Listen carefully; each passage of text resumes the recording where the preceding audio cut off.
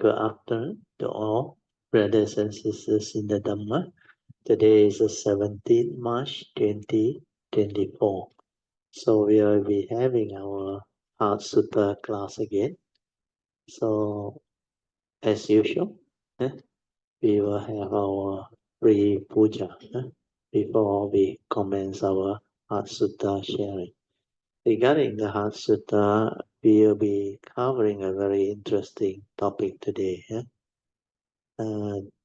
Regarding the sixth patriarch platform Sutta, Hui Neng Liu Chu, Master Hui Neng. Also, we shall go through the famous poems by both Shen Xiu and Hui Neng. These are the two beautiful Dhamma poems that can bring out the understanding of the teaching very, very profoundly. So we will go through that later. Okay, now we shall have our physical puja. Let us now compose our mind, develop the faith, saddha, virya. Then mindfully we shall commence our puja chanting. Namo 本师释迦牟尼佛。Namo 本师释迦牟尼佛。Namo 本师释迦牟尼佛。Namo 观世音菩萨。Namo 观世音菩萨。Namo 观世音菩萨。Namo 阿弥陀佛。Namo 阿弥陀佛。Namo 阿弥陀佛。Namo 弥勒佛。Namo 弥勒佛。Namo 弥勒佛。Namo 普贤菩萨。Namo 普贤菩萨。Namo 普贤菩萨。Namo 地藏王菩萨。Namo 地藏王菩萨。Namo 地藏王菩萨。Namo 佛菩萨。Namo 佛菩萨。Namo 佛菩萨。阿拉汉萨玛萨布多巴嘎瓦。Buddhang Bhagavantang Abhivademi. Swakato Bhagavata Dhammo Dhammang Namasami. Supatipano Bhagavato Sāvaka Sangho Sanghang Namami. Namo tassa bhagavato arahato samma sambuddhassa. Namo tassa bhagavato arahato samma sambuddhassa. Namo tassa bhagavato arahato samma sambuddhassa. Buddhang saranang gacchami. Dhammang saranang gacchami. Sanghang saranang gacchami. Dutiyampi buddhang saranang gacchami. Dutiyampi dhammang saranang gacchami. Dutiyampi sanghang saranang gacchami. Tatiyampi buddhang saranang gacchami. Tatiyampi dhammang saranang gacchami. Tatiyampi sanghang saranang gacchami. Panatipata veramani sikkhapadang samadhiyami. Adina dana veramani sikkhapadang samadhiyami. Kamesu miccācara veramani sikkhapadang samadhiyami. Musawada veramani sikkhapadang samadhiyami. สุราเมรยามัจจาปมาดทานะเวรมณีสิกขาปดังสมาดิยามิสาธุสาธุสาธุ Okay, let us pay respect to Puja. Pedang Pujemi.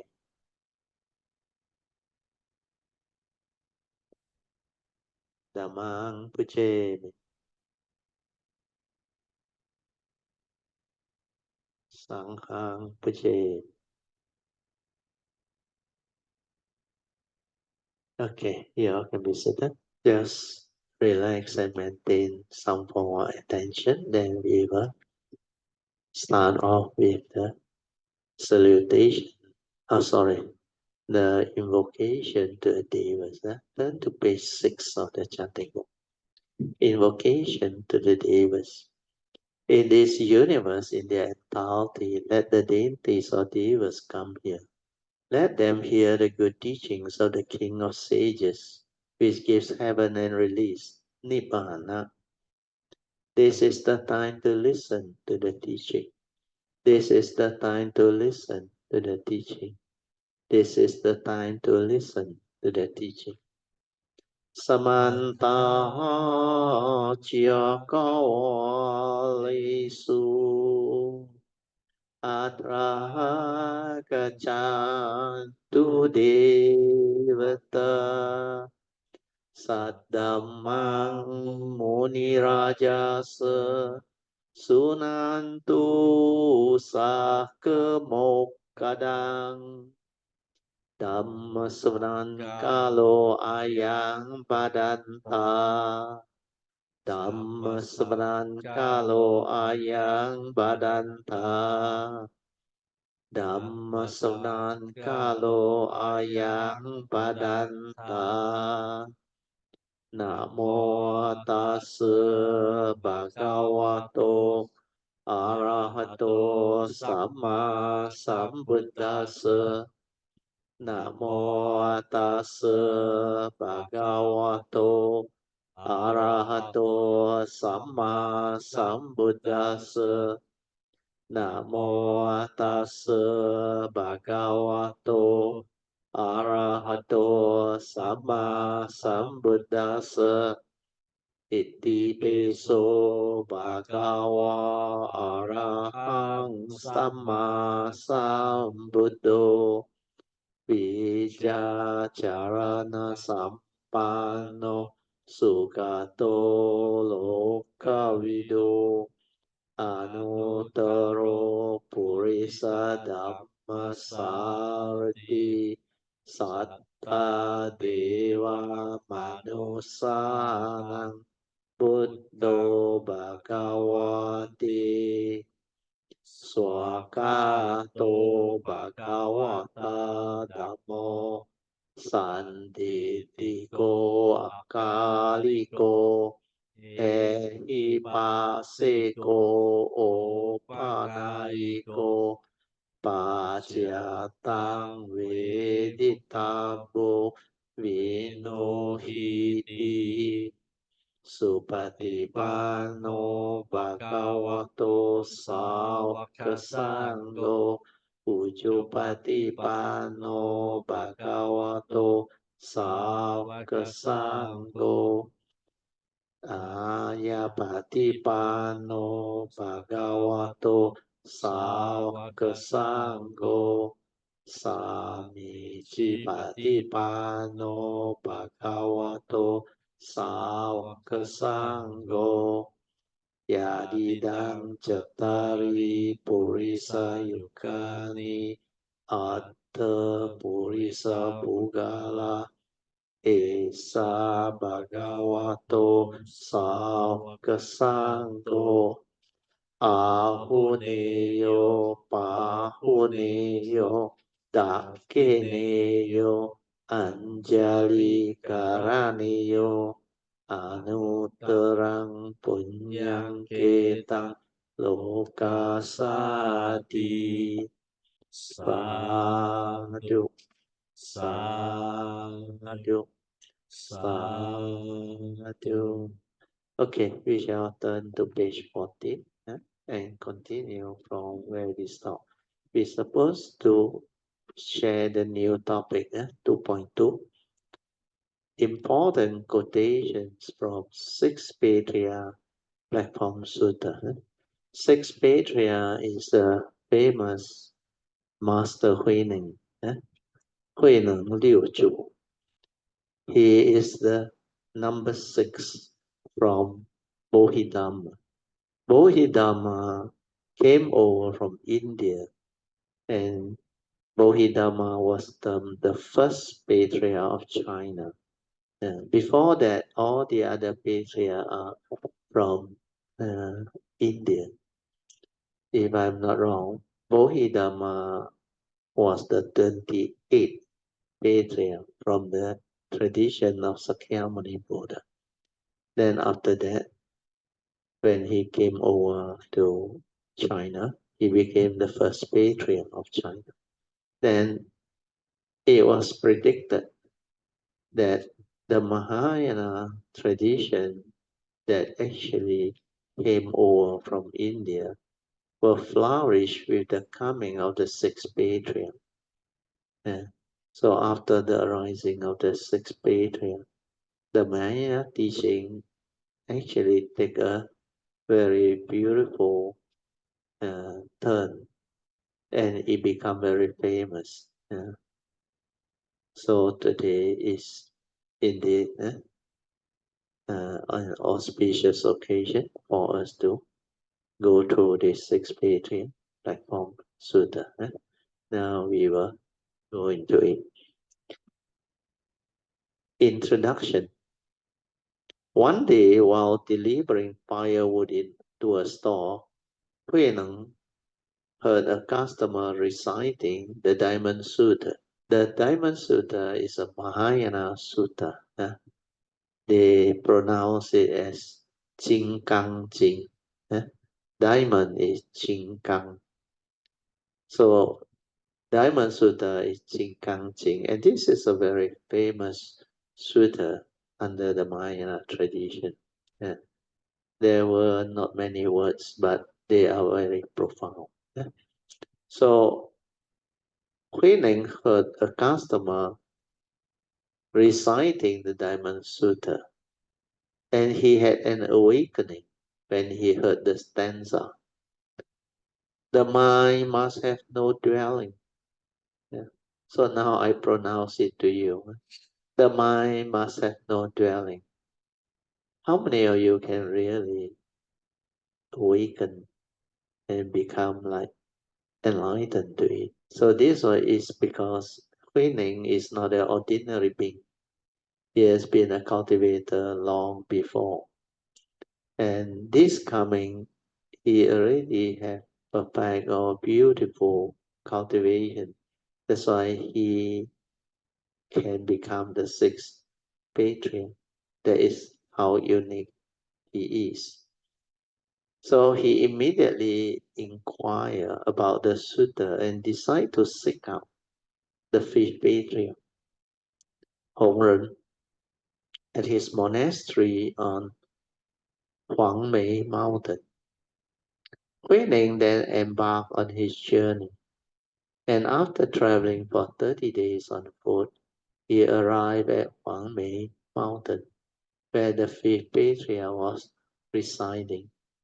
So this one is actually a very brief, I should say, composed six patriarch platform suttas description of how all this happened. In fact, they already summarize a lot of things. In actual fact, when the fifth patriarch at that time, he was not a patriarch yet, he was just Huineng. He was delivering firewood to this store owner or innkeeper owner. So while he delivered them every day, that day it so happened there was a I think a devotee of the fifth patriarch. He came and stayed, and he was chanting the Diamond Sutra. Yeah.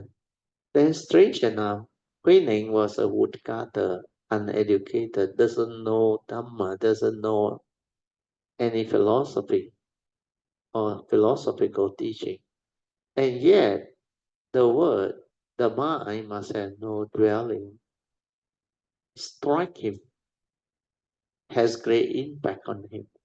That's where he inquire with the so-called devotee or person who chanted it. That person was so amazed. He said, how on earth an illiterate like you, with no education and no proper background or Dhamma understanding, awaken to such stanza? Then this particular devotee who chanted the Diamond Sutta knew that Hui is destined to be a great being, because somehow, being a woodcutter without education, he can understand such profound teachings. Then he inquire about Hui intent. So Hui said, from where do you get this teaching? Or this Diamond Sutta teaching? He said, from the fifth patriarch, the Homage mountain. So he told his devotee or the merchant that he intend to visit him if there is condition. Then the merchant was full of joy. He said, yeah, I will give you a recommendation letter. He said, then you don't worry about your mother. At first, Hui was hesitating because the mother need his care. So this devotee or the merchant, he, I think, quite well off. He undertake to look after the mother, provide for the mother, and gave Hui some form of traveling allowance to go with the recommendation to meet up with the fifth patriarch. And it took him 30 days because at that time there was no proper transport. Hui has to walk all the way. And while he walked, he need to ask around, where is this famous fifth patriarch's Homage mountain? So that's how the whole uh, history come about. If you to view the documentary of the fifth patriarch Platform Sutta, you can see the whole story there, which is quite interesting. But I remember in the early days, I watched this movie video many times. Where I like this movie. Uh, the first time I saw it in the cinema, I was full of joy. Then it's like it touches my heart. And the Dhamma verses or stanza quotation were all very beautiful. That's why this 633 Platform Sutta is a very unique sutta. Okay, we go back to the notes. So this particular format that I share with you all under this what they call Heart Sutra book is from the Ming Canon version, which I managed to source it from the internet.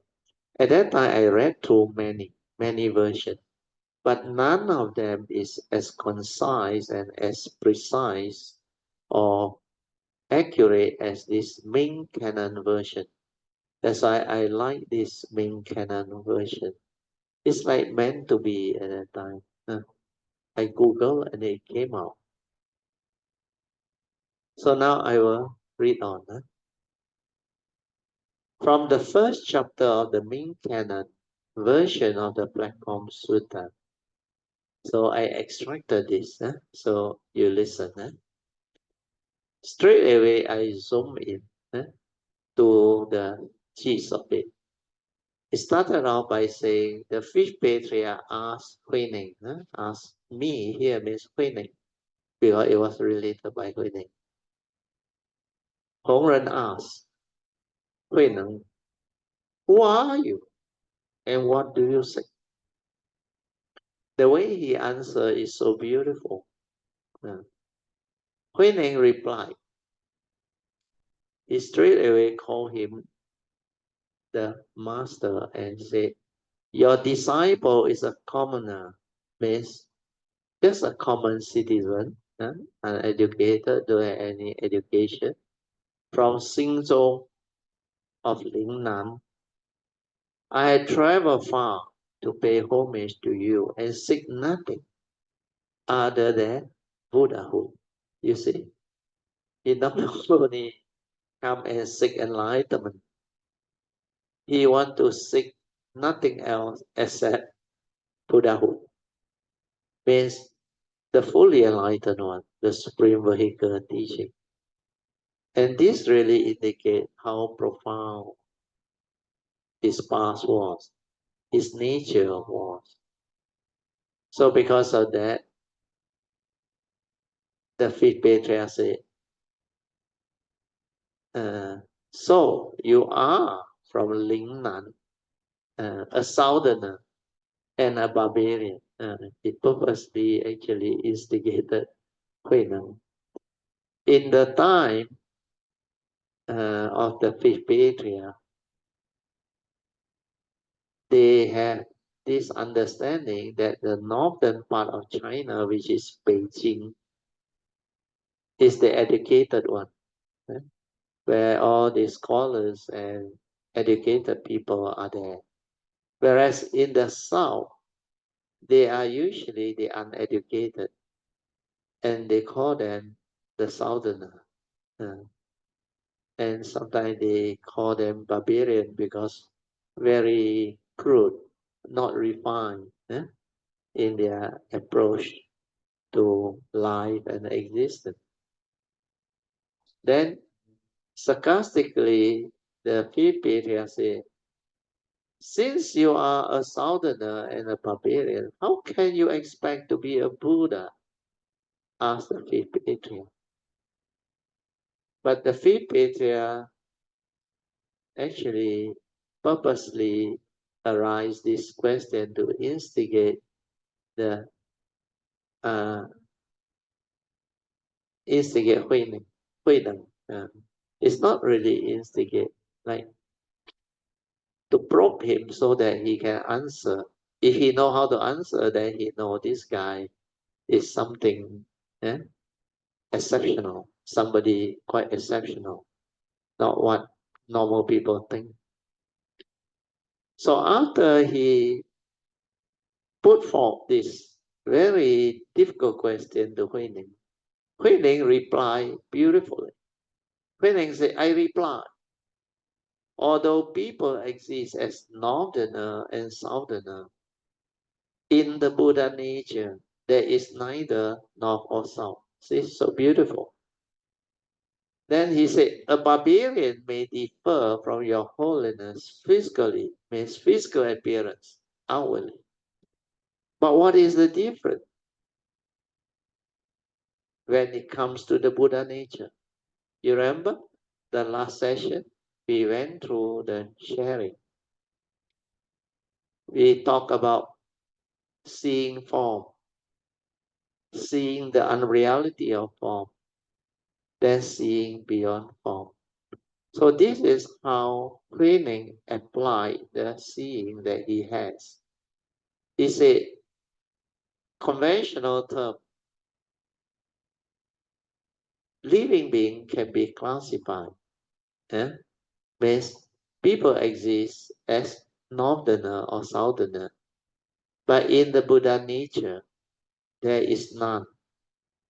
That nature has no destination or birthplace of north or south.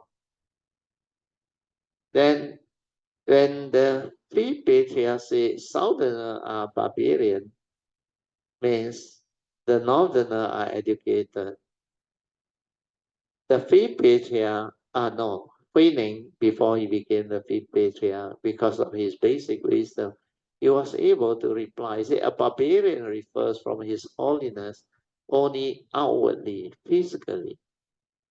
Means if we cling to the form, if we use the form to identify, then there is like barbarian, uneducated, and the educated, like His Holiness. Where this is physical, outward appearance. But then when it comes to the mind, they are still different. That's why we also go through. We have to see mind, the unreality of mind, and see beyond mind. Then what do we see? We see the Buddha nature, which is common to all living beings. That's why he said, but what is the difference when it comes to the Buddha nature? Then the fifth patriarch, Master Hongren, he knew this guy is somebody, could be an authentic guy seeking Buddhahood. That's why Master Hongren, in order not to create unnecessary commotion or misunderstanding, because it will be very awkward, isn't it? Because most who come and study with him, they are from the northerner who can afford, educated and relatively well-off and smart people.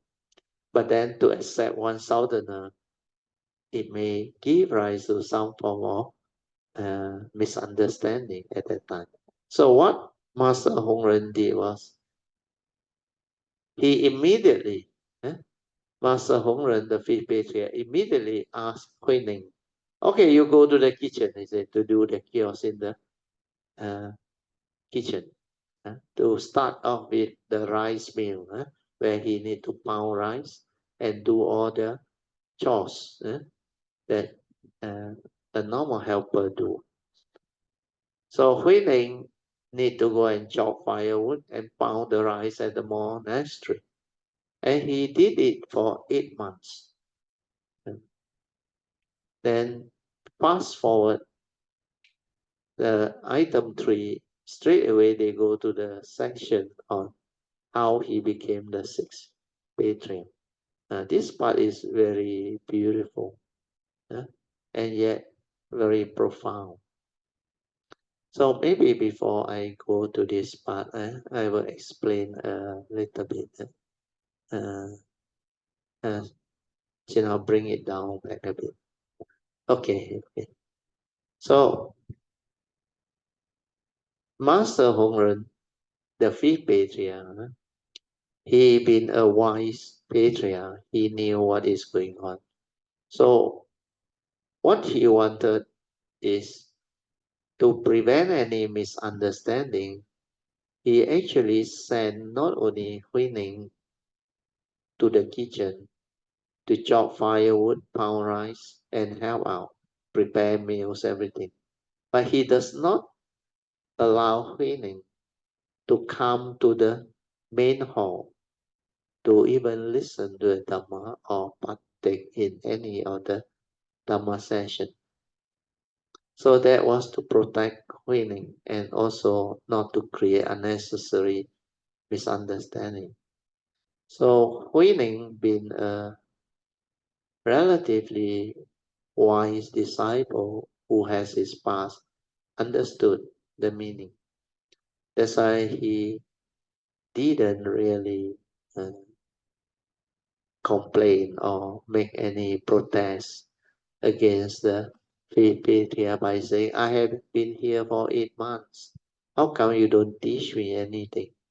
You ask me to just pound rice and chop firewood and cook for you all and serve you all. He don't have such negative thought or idea. He just happily go about doing what he has been offered to do. And to him, he's already very contented. We are able to be with the fifth patriarch in his monastery. Observing is good enough. That's a true cultivator go there to observe.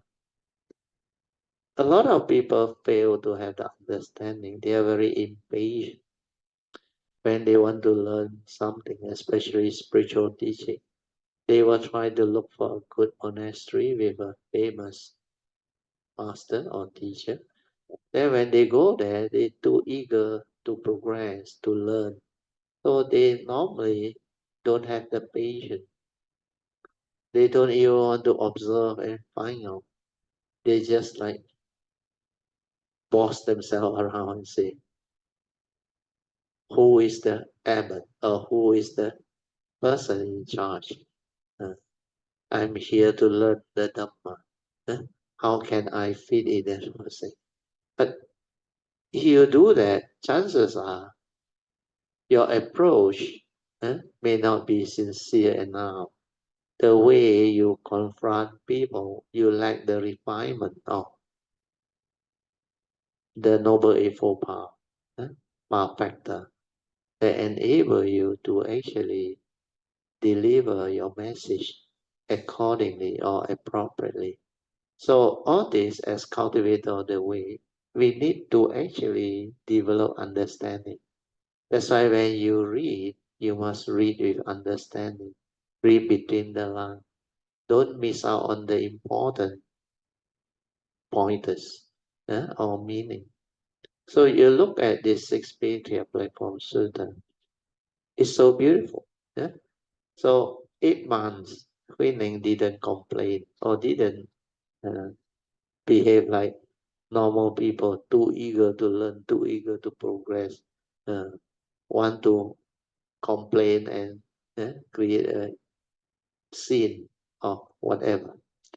But through his understanding, he developed contentment and he developed the joy just to be able to be placed there to learn from him, although the time has not come. And what he did was very noble. Chop firewood, pound the rice, help to cook and serve the whole of the temple's community, of course, including Huining, Hongren, the fifth patriarch, and all the uh, great monks, or the we call it the devotees and helpers of the temple. So now we come to section 3, how he became the sixth patriarch.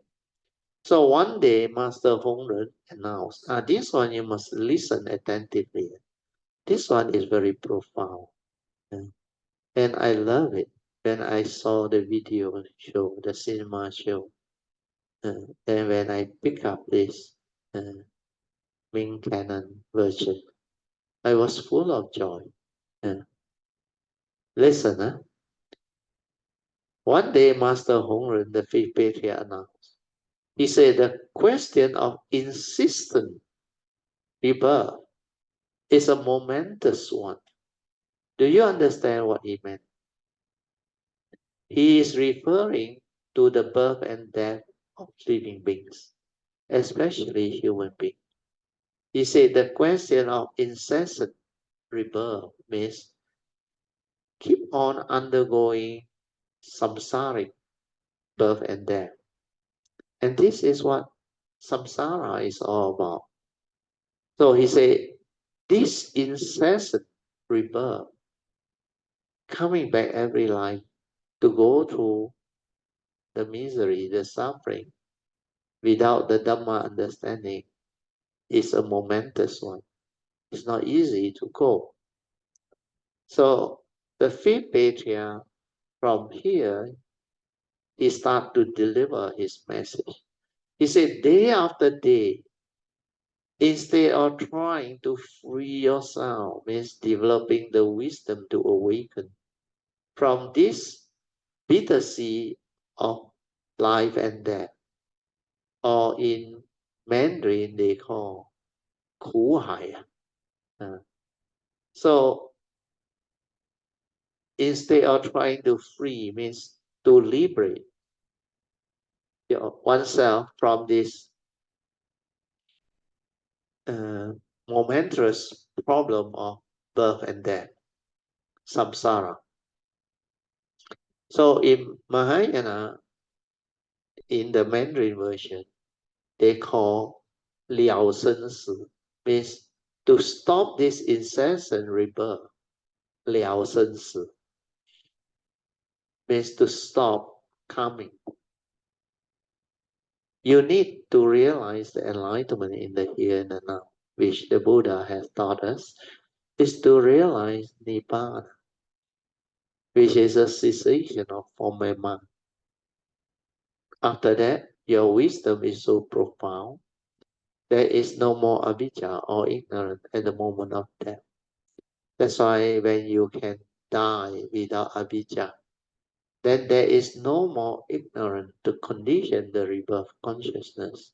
That's how you free from this cessation, incessant rebirth. Means you can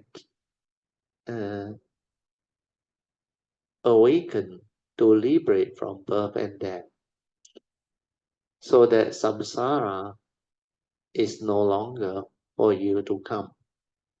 You can rise above it and liberate your mind through wisdom. We are realizing the cessation of forming mind to realize the arahantaship or the fourth stage of sainthood. And so here, I read again, then you will understand better. Hongren, the master patriarch, said, the question of incessant rebirth is a momentous one. Day after day, instead of trying to meditate, to free your mind, to liberate your mind, and to realize the enlightenment so that you can go beyond birth and death. But you seems to go after tinted merits only. That is very true. Huh? Tinted merit means merit which will cause rebirth. You see, if you look at all the devotees' behavior, even in Malaysia, it's the same. Most of these lay devotees, they are more interested in doing what? Dana, generosity. They thought if they donate or offer dana to the monks is very high merits. They contribute to the temple. They contribute to their ceremony. They donate towards the, we call it, the, they donate as alms, food and support for the monks community. Then there is a lot of merits. So they are more interested in merits, which is very common. There is no denying. A lot of people, when you start by going to temple, you make a lot of offering, donation, of course, service too, and many other things. But here, merits, before you become enlightened, the fifth patriarch knew is tinted merit. Tinted merit means without wisdom. Tinted with the ego, the egoic mind, the personality, the psychiatry, the self-delusion. That's why with that, your merit cannot become pure merits. That's why it's called tinted merits. And this tinted merit, no matter how much you donate, how much you do, it still bring about rebirth. That's why it's called tinted merit. Merit which will cause rebirth. It cannot free you from the incessant rebirth. So the fifth patriarch actually passed on this message. He said, the question of incessant rebirth is a momentous one. Day after day, instead of trying to free yourself from birth and death, you seem to be more interested in going after tinted merits. Then he said, your merits will be of no help if your essence of mind is obscure. This is a very good stanza. Do you really understand the meaning or not? Essence of mind is obscure. What is your essence of mind? That one more important. By now, I think Kayamita should know. We develop awareness-based meditation to realize what? To realize what? The awareness nature within, isn't it? So the awareness nature within is actually your true mind, your silent mind, your meditative mind. So there is a nature within us. And that nature is the pure awareness, the first to come out from the source. So we call this the true mind or the essence of mind. So he say, whatever merits you do, yet merits will be of no help if your essence of mind is clouded. Clouded by what? Yeah? Clouded by what? We have gone through the four circle formation of the Surangama Sutta, how we fall. First, to arise from the source is the pure awareness nature, and that one, living being forgot. Because at birth, everybody has that. But then, as we grow up, we are so conditioned. And we are taught many things. We are concept, idea, and speech. Means we learn through the mundane thinking, the mundane mind. We are the thought process. We are concept, idea, and knowledge. That's how we get ourselves entangled. Whereas a newborn baby, before the conditioning, before they are taught anything, is very pure. That is our pure essence. But then, the moment you come to be born in this world, living being, they are taught through the thought process to grow up and to become what they are. So the thought process is the one that created this delusion, this activity of mind, or we call it the aggregates of mind. The aggregates of mind, as we have gone through, there are four. What can your mind do? Your mind can feel, can perceive, can create thought process, thinking, mental states, mental intention, mental volition, mental formation, planning, scheming, etc. Whatever that your mind can do, or the activity, the emotion. So that is the third aggregate of Sankara. And Sankara is very powerful. In fact, Sankara includes the first two, feeling and perception. Then there is one more thing that our mind can do. Our mind can become conscious. Conscious of what we see, what we hear, what we smell, what we taste, what we tactily feel and think.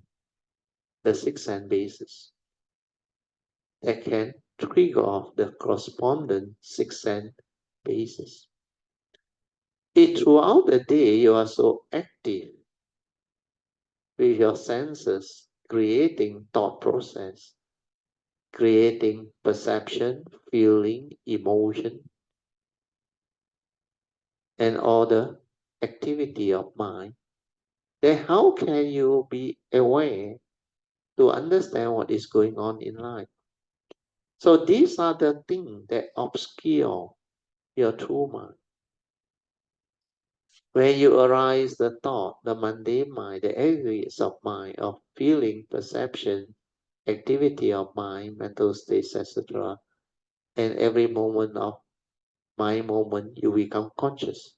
Conscious of what you see, then you think, you perceive, and you get lost in thought. That's how You obscure yourself. You create the obstruction to your true essence of mind, your true nature.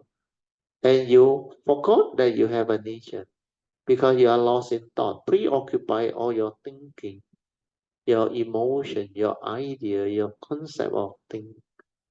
And via words you divine.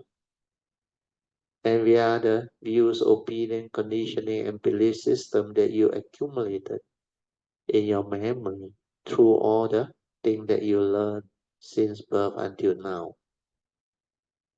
And that accumulated views, opinion, conditioning, belief system, phobia, etc., scars of memory, they are actually your knowledge. You hold on to a lot of knowledge in the form of views, opinion, conditioning, and belief system. And through that, you think you know a lot.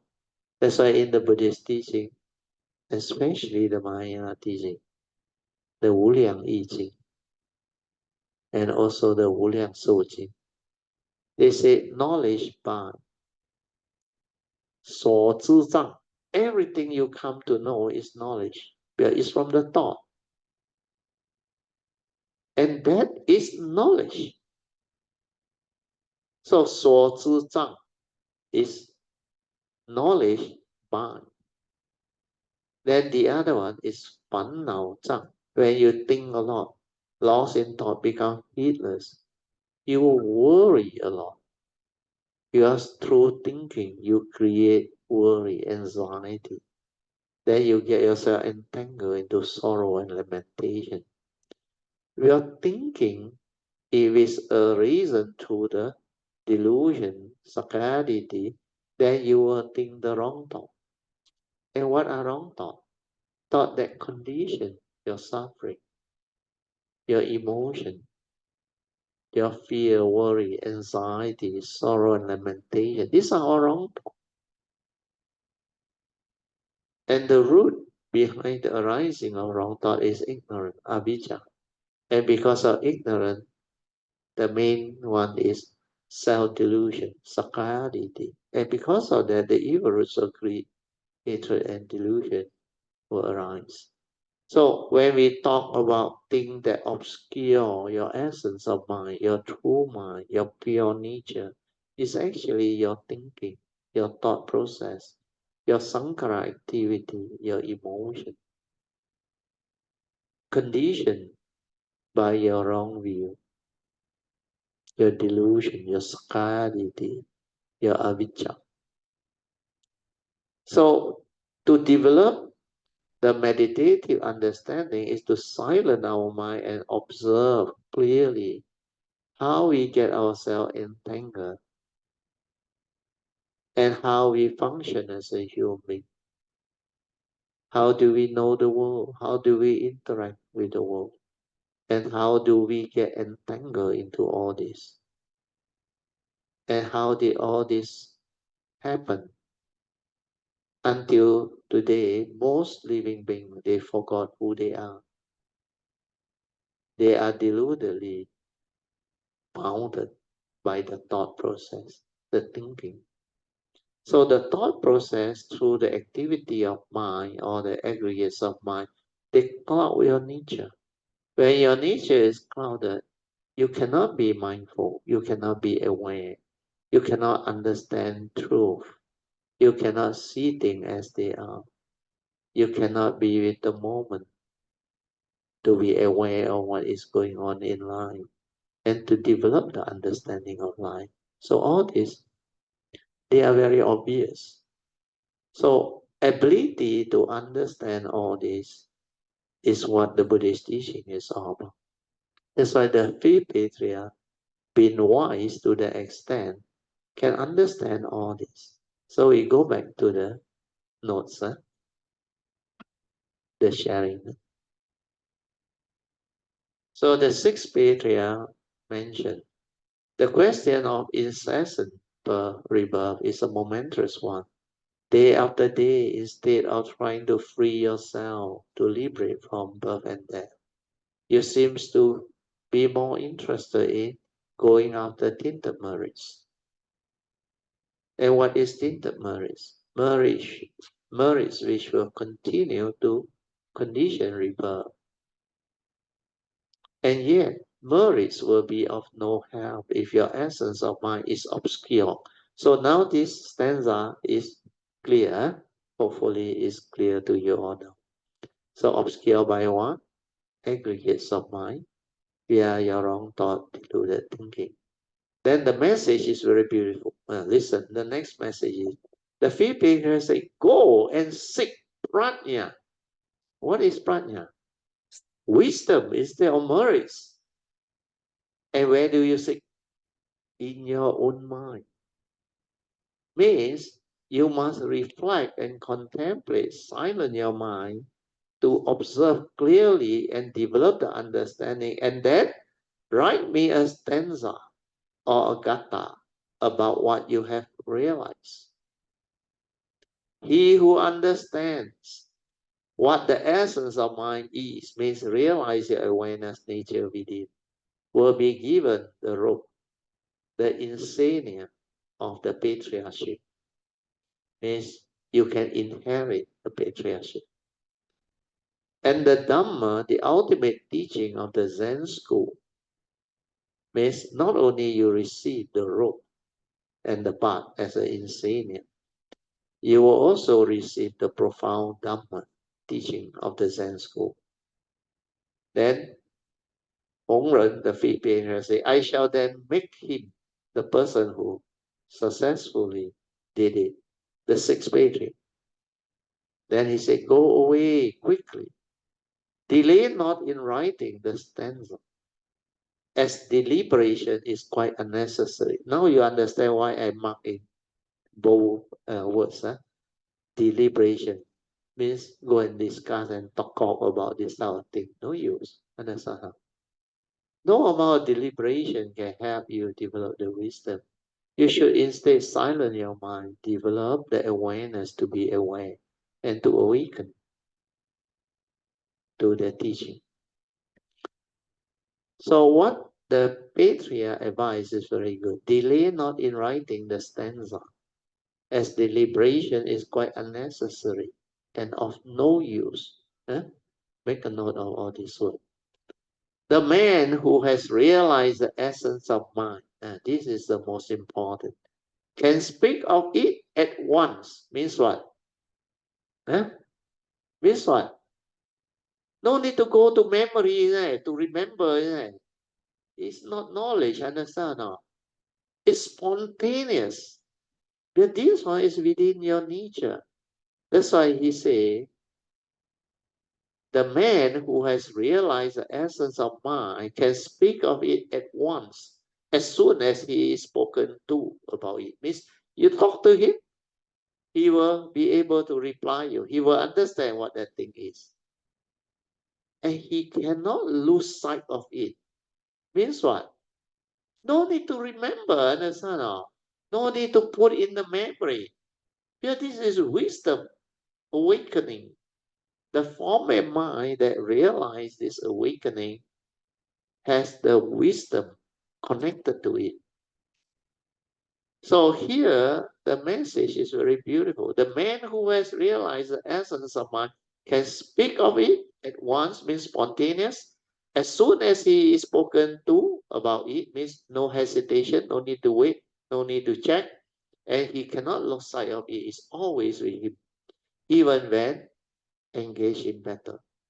Even when he's fighting a war. You understand? No matter what happened, that Dhamma, the understanding, is with his nature. So this is so profound and so beautiful. That's why in the early days when I share all this, I cannot give you the deep explanation because most of you are not ready. That's why at that time I just read through. But now, this time around, when I share the Heart Sutra, it's again different. You can start to see I have gone in more deep, more profound, so that those who have the progress or training and understanding can appreciate it more and develop the clearer understanding of what this Heart Sutra is, the six Patriya Platform Sutra. In fact, this Heart Sutra, like I explained to you, everything that you need is here to realize the sainthood way. And of course, some of the Bodhisattva way, the beginning, the preliminary teaching. But most of the sainthood way, they are here. And you can understand this is more than enough.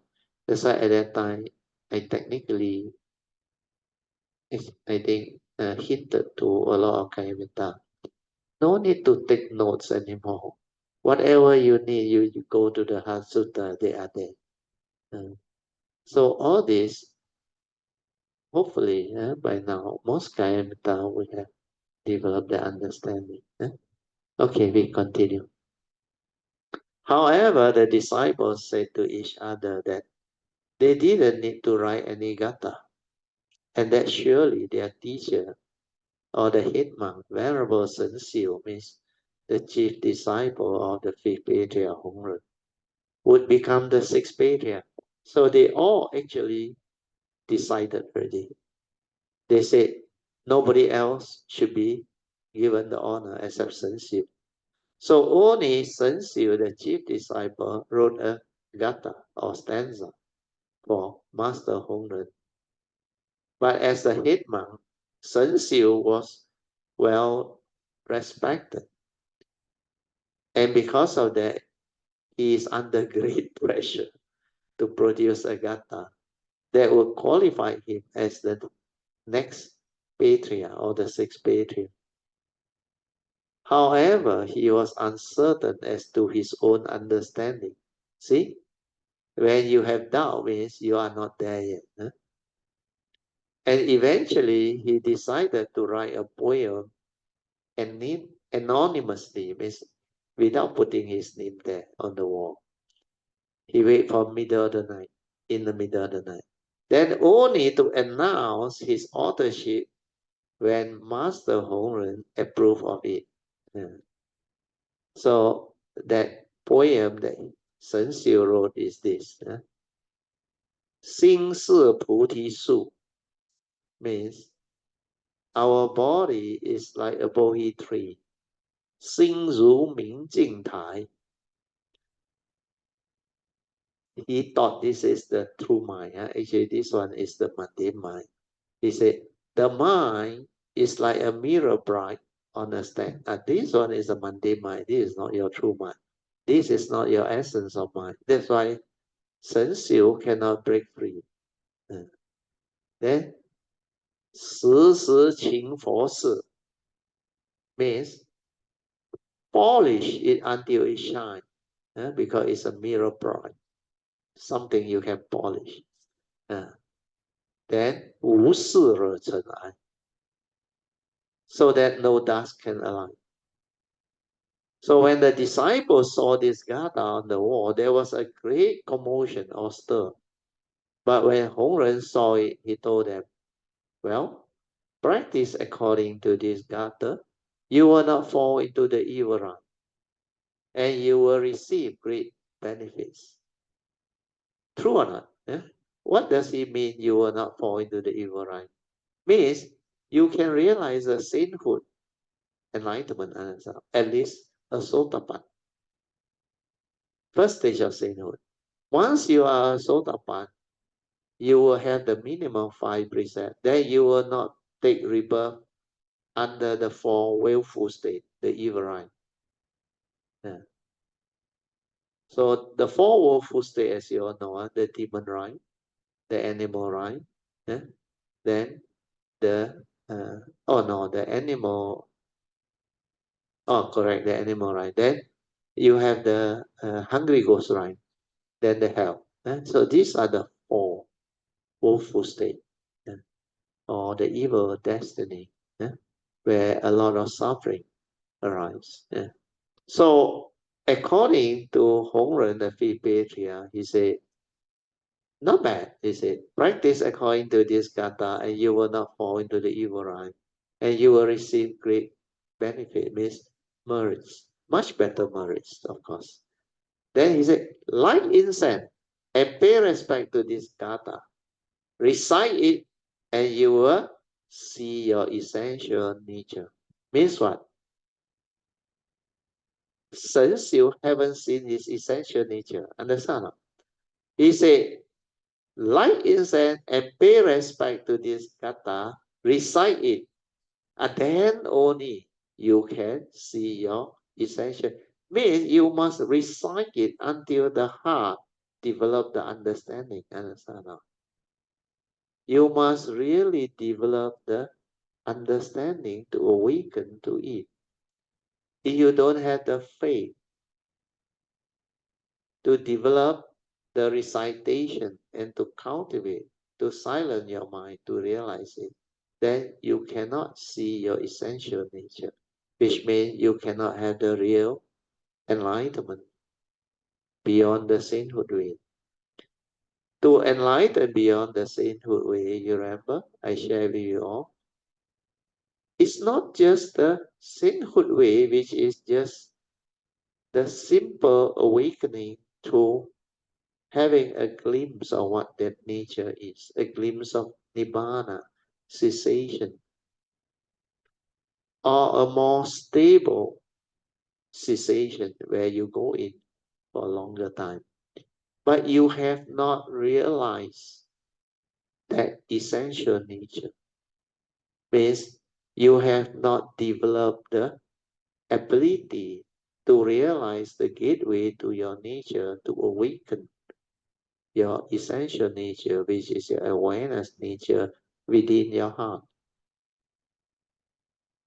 That one is for the Bodhisattva way. The sainthood way, like I said, no need to go through all this. So to see your essential nature is to realize it, awaken to it, then silence everything and locate the gateway to go in, to cultivate the nature, to develop the supreme vehicle cultivation. So that is the profound meaning of this particular six patriarch platform sutta. So you look at the words that Hongren, the fifth patriarch, used. It is so profound, so beautiful, and it's so precise. The word is precise. So what happened is, after that, all the disciples praise and memorize the kata. Then after that, however, privately, Master Hongren told Shen Xiu. Now this part very interesting, huh? You pay attention.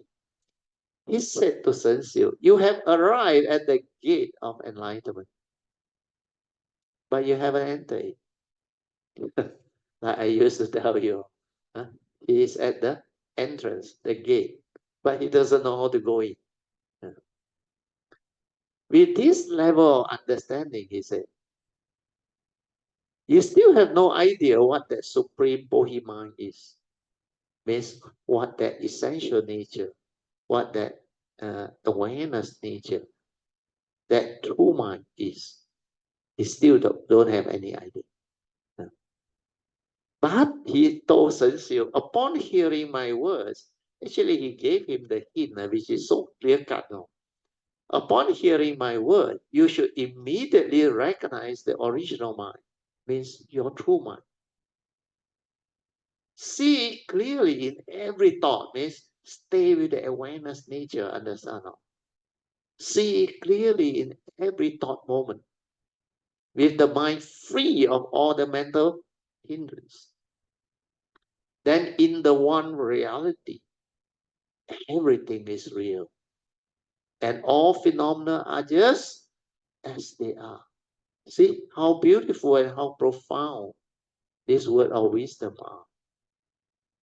Means you must recognize the true mind, the silent mind. So he said, upon hearing my word, means after I given you so much hint, you should immediately, recognize the true mind, the original mind. Then see it clearly, he said. This original true mind the essential nature, which is unborn, non-arising and non-ceasing, 不生不灭. So all these are very beautiful understanding. So to realize this essential nature, which is unborn and unceasing, is not easy. That's why even Shen Xiu, he's already almost there. The word is almost there. You know where he go wrong? Because he still cannot understand there is another mind that is beyond the mundane mind, the thinking mind. Even the mindfulness that he did, because it's not stable, he still think that that is the mind. But that is not the true mind. That is just that moment without thought. Sati. That's why I say it's awareness before the knowing. But the next moment, thought coming. That's why he failed to recognize the true mind. He said that mundane mind, which he doesn't understand. He said that mind, there is a mirror bright that reflect everything. That one is your mundane mind, understand? No? That's why he called it the mirror bright. Understand? He thought he is holding on to that mind. That's where he failed. So the reason why I started teaching you all the awareness-based meditation after the year 2016 is because this is very vital for you to transcend your mundane mind, for you to realize your true mind. That's why I say the first thing cultivator of the way must do is to develop the awareness nature, silence everything, and realize the true mind and stabilize it until you can see clearly what that nature is and how from that nature, the mundane thinking, the mundane mind, the aggregates of mind, they actually manifest from there very fast. They just come out. Unless you see that, awaken to that, you will never understand you have another mind. That's why this six Patriarch Platform Sutta is so profound, so beautiful, and so wonderful. Go back to the Heart Sutra. I will continue a bit more. So here, because Shen Xiu couldn't understand what the fifth patriarch is telling him, I believe at that time he must be quite nervous and he been tested by the fifth patriarch and told so bluntly, and so, although I use the word hinted so clearly, and yet he cannot understand, he cannot get it, that's why he is so kanchiao. Then Master Hong Ren also didn't press. He gave him time. He said, Master Hong Ren said, the fifth patriarch, ask Shen Xiu, you go and compose another gatha that demonstrate your true understanding. And you know what happened? Shen Xiu tried very hard. He couldn't come up with another verse. You know how long he tried now? Yeah? At least 6 hours. Sunken. You know why I know that? Because Hong Ren, the fifth patriarch, after the gatha all come out, then later on, one of the disciples went to the kitchen, recite the Shen Xiu's poem. Then Hui Neng heard, then Hui Neng realized Shen Xiu has not awakened. But that mind he was referring to is the thinking mind, not the true mind. That's why he said, I also want to see. I also got something to write. That's why he went and wrote the opposite stanza that actually tear apart the whole of Shen Xiu. That one was the most beautiful one. Then after that poem come about, you know what happened? Everybody was amazed. So there's another bigger commotion now. Then they say, wow, how amazing. You can never underestimate a person. He said, this guy has been in the kitchen, a southerner without education, illiterate, can suddenly come out with this type of puyo. Then the fifth patriarch, where he came to know and saw the thing, he quickly rubbed it off and said, this one also haven't seen the nature. So he want to distract them from maybe going after Hui Neng. But then he went to the kitchen and looked for Hui Neng. And you know what he did?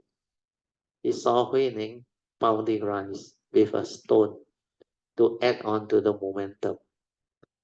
Then he asked Hui Neng, how long have you been carrying that stone to help you to gain the weight and the momentum to pound the rice? Oh, he said, since the day I came. Then he looked at the rice he has pound. He said, is the rice ready? The way Hui Neng replied was beautiful. He said, long ago already, waiting somebody to come and sieve it. Waiting to be sieved. The moment you sieve it, you can go and cook it already, can eat it. Then Hong Ren smiled, knew that this is the guy that deserved the sixth patriarchship. He hit the what they call pestle, that pound the rice, 3 times, teng, teng, teng, with his walking stick. And Hui Neng knew, Sun can go and see him. That's why I say, Hong Ren must have waited for that long, at least, Sun can. And yet Shen Xiu didn't turn up. Means Shen Xiu, being so nervous, couldn't come up with the stanza. So now you understand why the cultivation is not easy. Huh? You understand? Okay, why not I do it this way? Today, maybe no meditation. We go for discussion. Now, you all can on the mic. We discuss. My question is what? You know why? Because of Shen Xiu's incident, I explained to you all, the real cultivation of the supreme vehicle, the Mahayana way, is not easy. Anybody want to try to add on or discuss it? Why Shen Xiu cannot understand all the hint that Hong Ren, the fifth patriarch, has given him? Good afternoon, Ratia. Yeah, yes. Still I and think you should understand. Your question again, Ratia. Oh, okay. My question is, how come Shen Xiu, after having that understanding of the poem he wrote, then the fifth patriarch hinted to him now. He said, after hearing what he had explained to him, that he is at the gate of the enlightenment and he doesn't know how to go in. So after hinting all those things, he said, by then, he said, you should actually develop the understanding of what that thing is. Chin Hao, you go back to just now that part. I read the actual wording better, and Eng Bee can understand. Go up a bit. Okay. However, privately, Master Hong Ren told Shen Xiu, you have arrived at the gate of enlightenment, but you haven't entered it. Okay, just so this part can follow. Eng Bee? Then he said, with this level of understanding, means if he can do until there, you still have no idea of what this supreme Bodhi mind is. Because that understanding is based on the mundane mind and the mindfulness that he is doing. The so-called Theravada tradition, mindfulness. Not that nature one. Understand not? The awareness or mindfulness of the Theravada tradition is the mundane mind without thought. Understand? They haven't realized that nature inside that. So what did the fifth patriarch say after that is very interesting.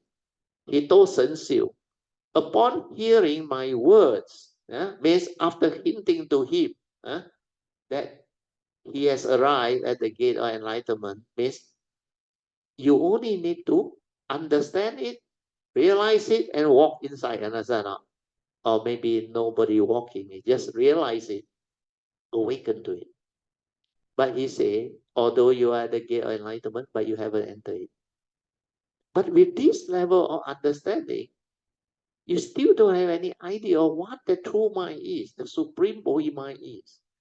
But then he hinted to Hui Ning, he said, sorry, Shen Xiu. Upon hearing my word, you should immediately, the word is immediately, recognize the original mind, the essence of mind, the essential nature, which is unborn and unceasing. All the time, if you can realize it, you will see clearly in every thought. With the mind free from all hindrance, means no mental hindrance.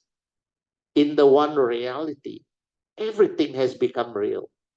And all phenomena are just as they are, illusionary, not what you think. Because this is the direct seeing from the true mind, or the essence of mind, when you really develop the stability or awareness. That's why the supreme vehicle teaching or cultivation is completely different, way, way beyond the sainthood way. The sainthood way just have a glimpse of what that cessation is, and the mindfulness that they do are the normal mindfulness when thought cease to be. Understand now? Means before the knowing, before the envy or mind come in. So they just have a glimpse of what those things is on it, those moments. So because of that, Master Hongren asked Shen Xiu, yeah, to compose another kata. That chat one take away. Sister Alicia got the. Now my you take away first. I want to read to Eng Bee first. After only you bring it out. Huh? Thank you. So Master Hongren asked Shen Xiu to compose another kata that demonstrate true understanding.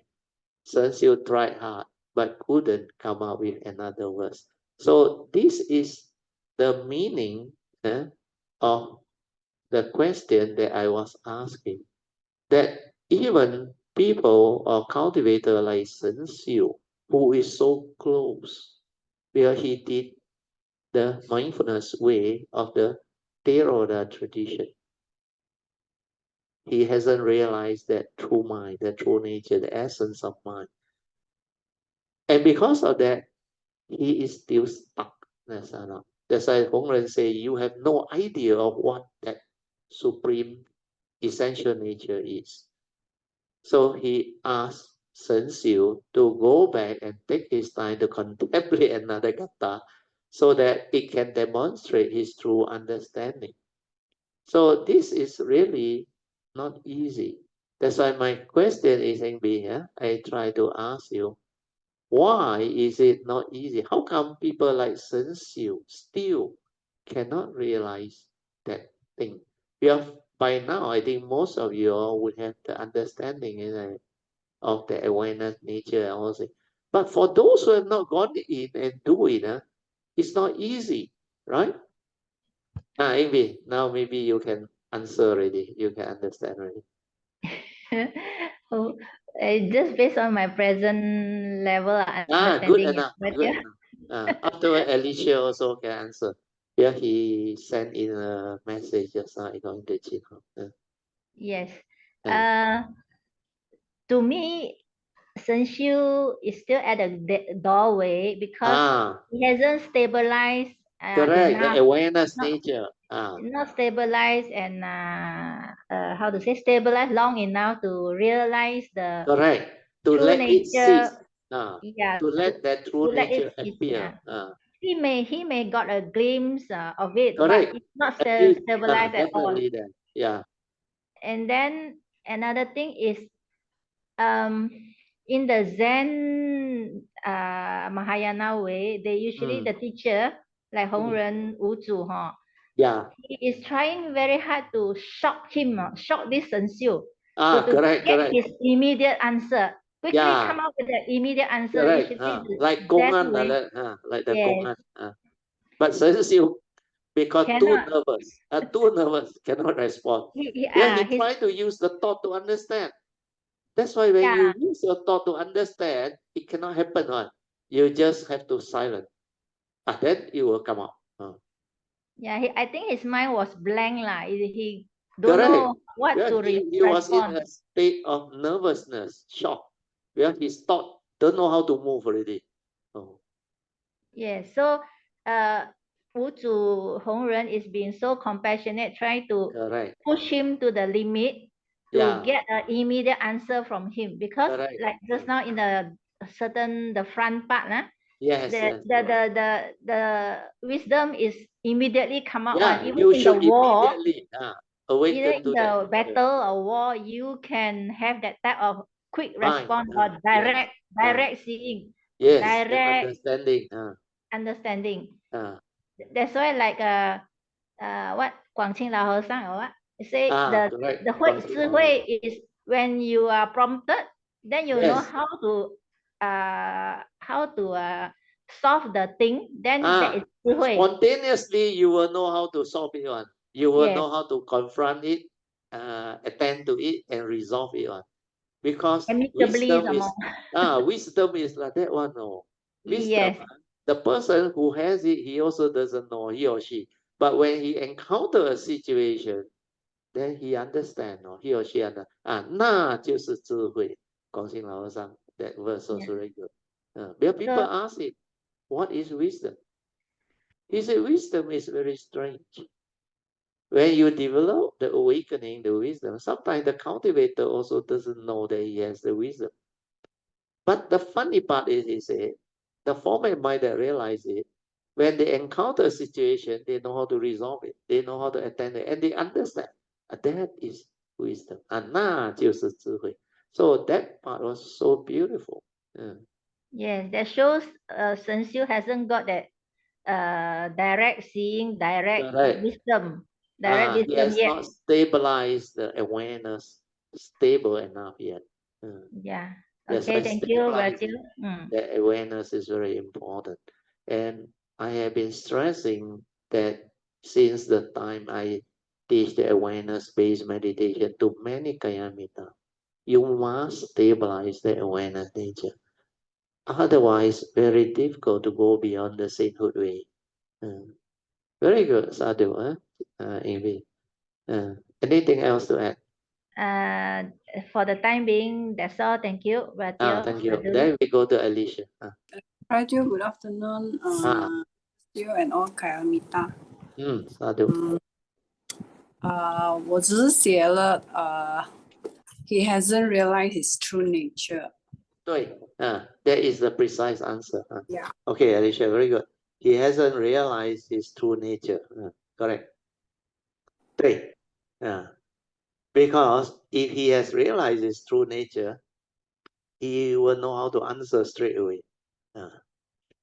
You see, this mundane mind is the one that is actually clouding and obscuring our nature. That's why when your mundane mind is active, you are heedless, you are lost in thought. Your whole nature, the essential nature or your true nature, your awareness nature, they are being obscured because you are with the thought. That's why I say man can only do one thing at a time. Either you are without thought, fully aware, or lost in thought means preoccupied with your thinking, your emotion, your activity. That's how meditation is to be understood. You can either be aware without thought or lost in thought. Only these two things. Because from that nature, thought manifests very fast. And living beings' problem is they think a lot. Before you train your mind, before you know there's an awareness nature. That's why living beings, heedless, think a lot. So that thinking is the one that actually prevents understanding. But don't blame thought and asana. Because the user of thought is very important. If the user has the wisdom, then thought become right thought, wholesome thought, beautiful thought. But before you are enlightened, awakened, if you use thought, chances are it's all tinted with delusion. It cannot be pure right thought. So understanding all this is very important. Okay, we come back to Alicia. 你要explain or 加什么吗 Alicia? Actually, bro, 就以我的 understanding understanding 是因为我们如果要真正的修行，是因为要在我们的awareness 那边开始，要不然这个六祖的主要就是它是based on 那个它是顿悟的，它是直指人心的，就是一直讲自信，一直讲着自信怎么样的去回归自信里面去悟到所有我们的所有的所谓的 thought 啊 aggregates of mind 怎样 arise 啊，都是在这边转来转去就是这几样。所以他有3个 hallmark 他教的时候 the 3 hallmarks of Huineng's meditative understanding 第一个是什么 no thought no thought 无念的境界 that is what awareness-based meditation is to realize the state of no thought 无念的境界 then stabilize it. That's why my first 3 support is relax body and mind, then maintain awareness, then stabilize the awareness. Awareness is before the thinking, before the perception, before the arising of thought. So you must stabilize that to realize the awareness nature which is without thought. So that 无念的境界 is exactly what you described. Because like you mentioned, Huineng's teaching is to take you direct to the silent mind, the true mind. Understand? That's why his awakening is 顿悟 means realization from that nature. Straight away you awaken one. Very beautiful. sadhu 很好。还有什么要 add on? Brett 因为就好像你所说的因为我们那个无念头就是我们所谓的就是所有那个什么样所谓的业的来源，我们对造的业就是从念头开始，因为 Brett 业的来源对我们还没有开悟的话，就是那个第一个念头就是不好的了。Yeah, correct. So through the awareness, you will understand all this one. Without the wisdom, 真的不容易。你看神修的 example 就知道了。和尚修到这么久了 ，understand? Maybe I translate for BG's sake. BG not around.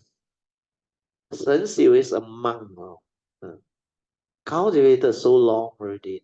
Some of the chief disciple of Hongren, the 5th patriarch, not any other teacher. And yet he cannot understand. You see, this teaching is not easy to master. This teaching is not easy to understand or comprehend. So from all these examples, you will come to a very clear understanding why I like the 6th patriarch Platform Sutta. 六祖坛经 is a very, very profound and beautiful. So, but from here, it can awaken your true mind, your nature, your understanding. Especially when you read Huineng's poem. Straight away, the answer should be there. But of course, too late for Shen Xiu. By the time he read Huineng's counter poem, he already got it, I think.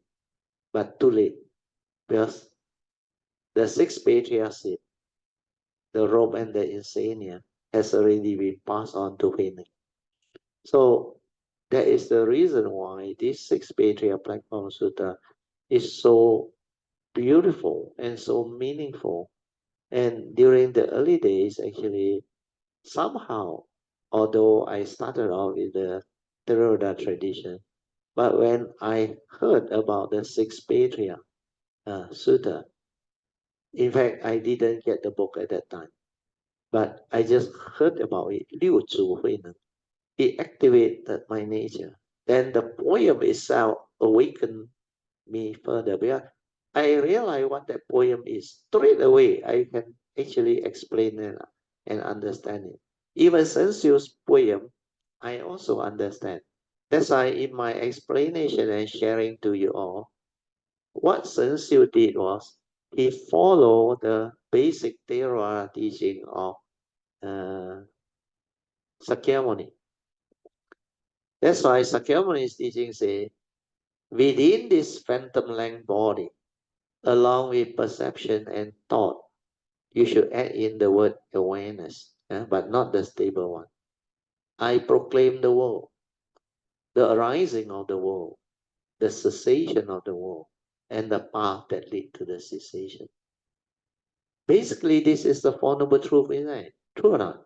That's why Sun Xiu, from here, he conclude his first stanza, Xing Ru Pu Ti Su, means Sen Ru Pu Ti Su, means my body is like a Bohi tree.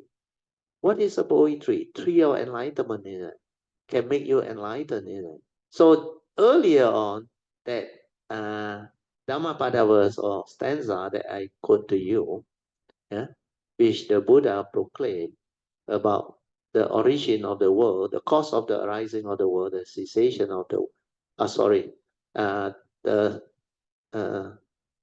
this is how he know the world, the cause of arising of the world, the cessation of the world, and the path that lead to the cessation of the world. Means along this phantom length body, along with perception and thought and awareness, I proclaim the world, the cause of the arising of the world, the cessation of the world, and the path that lead to a cessation. So this is what Sun Xiu meant. Your body is like a Bohi tree. We are from this body, as taught by the Buddha, we have the four foundation of mindfulness within that. So the four foundation of mindfulness means mindfulness of Kaya, the physical body, we have it. Then mindfulness of Vedana, the feeling, which we also have it in our phantom length body. Then mindfulness of thought, which we also have it in our form and mind. Then mindfulness of Dhamma, which is truth, we also have it in our nature. Which means when we go through life, truth is everywhere. Nature's law, or they call it Dhamma, is everywhere in the midst of life and nature, even within our form and mind, phantom length body. So from there, if you meditate, you will realize the enlightenment. Means you will understand what life is, what existence is. Then the cause of arising of suffering. Means within life there is suffering. And what suffering is, the cause of its arising, then the cessation and the path that lead to a cessation. And that's how one awaken and develop enlightenment. So his first stanza was correct, actually, not bad. But second stanza, that one really KO him and caught him. So when he thought the mundane mind is a true mind, he already missed by very, very big margin. Sing, the second stanza, you go back to the stanza. Go back. Okay. Sing Zu Ming Jing Tai. He said the mind is like a mirror bright on a stand. This one caught him off. He completely missed the real true mind. So when he mentioned this, Ming Jing means the mind, which is the mirror bright on a stand. What is the mirror bright? Mirror reflect everything in it. So in your consciousness, whatever you see is reflected in the mind, isn't it? That's why we call it the thought projection. So he thought that is the true mind. And he thought he is the one holding on to that mind. That's why he completely confused. Then he thought the cultivation is avoid evil, do good, and that's all. So he don't want the unwholesome. He only want the wholesome. That's why he said, polish it until it shines so that no dust can alight. What is dust? Dust is defilement. No? you created the duality of defilement and you want to rub it off and polish it off until it shines, until the mindfulness becomes very bright, until no defilement can come about. That is delusion, isn't it? How can you cultivate with that type of understanding? If you do that, means what? You no need to live life already. No need to sleep every day, polish until it shines. Means ever mindful, constantly meditative, which is heedfulness. But that is to develop wisdom to awaken now. If you whole day polish until it shines, no need to live life, then you are dead. So that true mind is to be realized. That's why he's at the gate of the enlightenment. He cannot go in there, you hold on to this mind. Once you do not hold on to this mind, what happens? On its own, the mundane mind persists, understand or not? But because he hasn't stabilized his mindfulness or his awareness to realize the awareness nature, next moment the thought arises again. So he thought that is the mind. That is the mundane mind. That is not the true mind. So to realize this is not easy. That's why I said, when people teach, if they don't have the understanding, it's not easy. In fact, the Theravada tradition is also not easy. To understand the Theravada tradition, you must understand what mindfulness is. That's why a lot of those who cultivate the Theravada tradition find it very difficult to penetrate the true understanding or the true awakening realization. It's not easy, but they cannot understand what sati really is. And not only understand sati, or you need to stabilize it, to see clearly the two mind. That's why the Mahayana, they develop all this understanding and they come out with the teaching. You must start with mind. 心为根本. Your basis of cultivation should start with mind. Mind is your fundamental root of understanding. 心为根本. You cannot realize the true mind. You cannot start. And the other meaning of 心为根本 is understand that the mundane mind is the creator of everything. Like the Buddha said, mind is the forerunner of all things. Mind is chief. When mind arises, everything arises. Good and evil arise. So if you understand this, then you know how to cultivate. Following Dhammapada verse 1 and 2. That's why Theravada traditions start with the twin words, Dhammapada verse 1 and 2. Basic understanding of mind to take care of karma, to have right view. Then from there, the teaching continue until you finally realize the sainthood way, a glimpse of cessation, nibbana. Then continue until arahant. Even after arahant, you're supposed to go the supreme vehicle way and continue. But if you stop, then you cannot learn the bodhisattva way, where the cultivator of the way goes so much further. Not only to stabilize the awareness nature, after that, detect the gateway and develop the cultivation from inside, the transformation, everything. That's why the whole of the Supreme Vehicle Bodhisattva way is so different, it's so extensive, and takes so long. One lifetime, how much can you learn? How much progress can you have? You don't have Buddhas, Bodhisattva, and great beings to guide you and teach you and guide you along. That's why I say cultivate affinity, blessings, and protection with all the great beings, especially the great beings that we have come to know. Kuan Yin Bodhisattva, Pu Xian Wen Su, and even Di Sang Wang, as a lot other great beings. Then all the Buddhas, you must seek their protection, guidance, and blessing. Protection is for form and mind. Blessings and guidance is very important.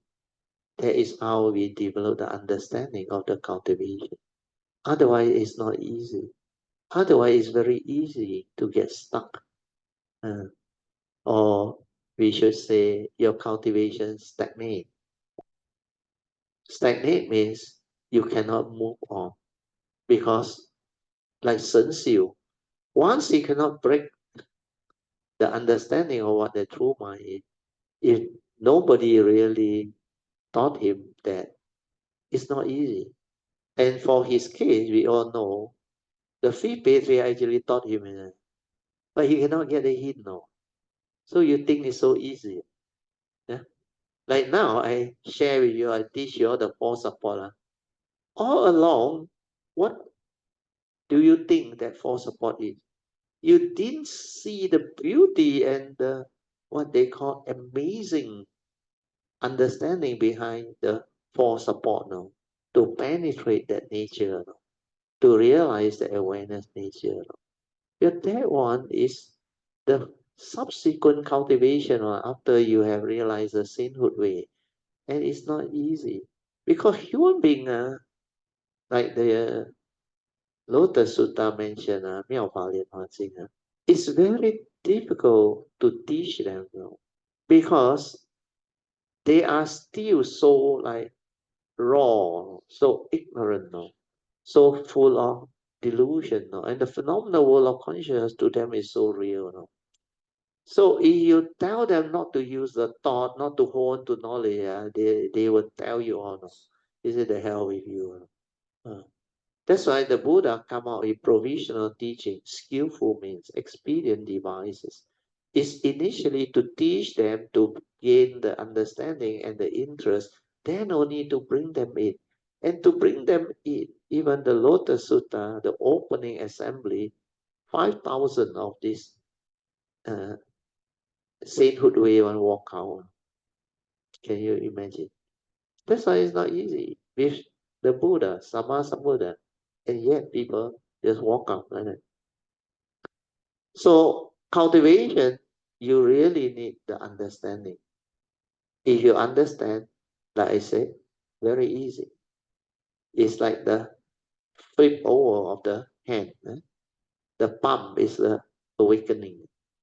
You flip over, delusion really. So when you understand, it just flip over. It's just like the fifth patriarch told Sun Xiu. He hinted to him. After hearing what he said, you should immediately awaken to that essential nature. But he can't, because that's the peculiarity of cultivation. When you don't have the causes and conditions, the parami, when it's not time yet, there is no way you can awaken. Even if the patriarch is in front of you, no use.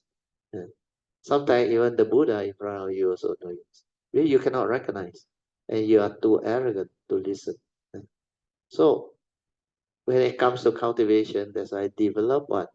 Humility. Be humble. Have faith. Be sincere. Then persevere. Then all this will unfold. Okay? So any question before we continue? Hello, Brother Amitabha. Amitabha, Poh Cheng, And Amitabha, Yeah. Nivasil, and all Yeah. Thailand. Yeah. Yeah, Brother, today's topic is superly good, Yeah, very exceptionally good. exciting as well for me Yes. to listen to the new way of Brother Teo explaining it, Yeah, Brother. this time I Yeah. can go into more detail. Well, a lot of you all understand, and Yes, you will yes, appreciate it a lot more. yes, That's yes. why I cannot know. That's why all the earlier Cameron Highland retreat, I just read through. Because hardly anybody at that time really understand. But now with the understanding, I go into detail. All the beautiful, what they call higher teaching, they stand out so beautifully. And this Ming Canon version, I like it. They're so precise, so beautiful.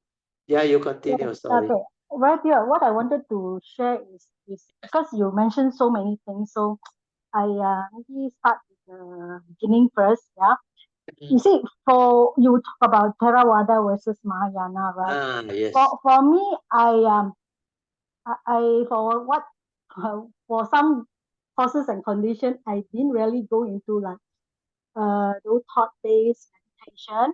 Yeah, So, because for you actually were lucky when you listen 2020 to my Heart Sutra sharing. You just follow precisely the what they call instruction, and what you do is awareness based.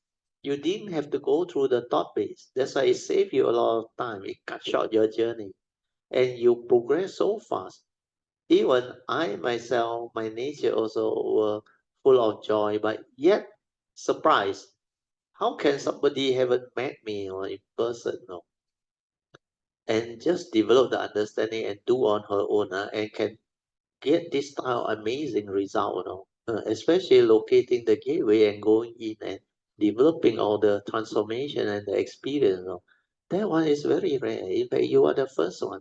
yeah, but Uh, thanks to Brother Teo, so grateful that I had that opportunity to learn from Brother Teo. So what I wanted to say is, you see, for for for me as a beginner, then what is so important to me is just relax and do my in and out breath, mindfulness training of the mind. yeah, that one very What I important. did, yeah, that's Yeah. what I did, and so the important thing that I realized from myself is the shift of consciousness. That Yes. really is so profound, and it's like a earth shattering kind of experience, brother. Correct. So when you have that, you straight away can identify the true mind, Yeah. Brother still call it the essence of the mind, true mind, arising nature, the Very good. silent mind, Yeah. whatever name you give it. That is the very profound experience Yeah. that or realization or Yes. awakening that really has shattered everything, brother. Yeah. That's why you Yeah, like awaken. You suddenly realize, oh, this is so beautiful.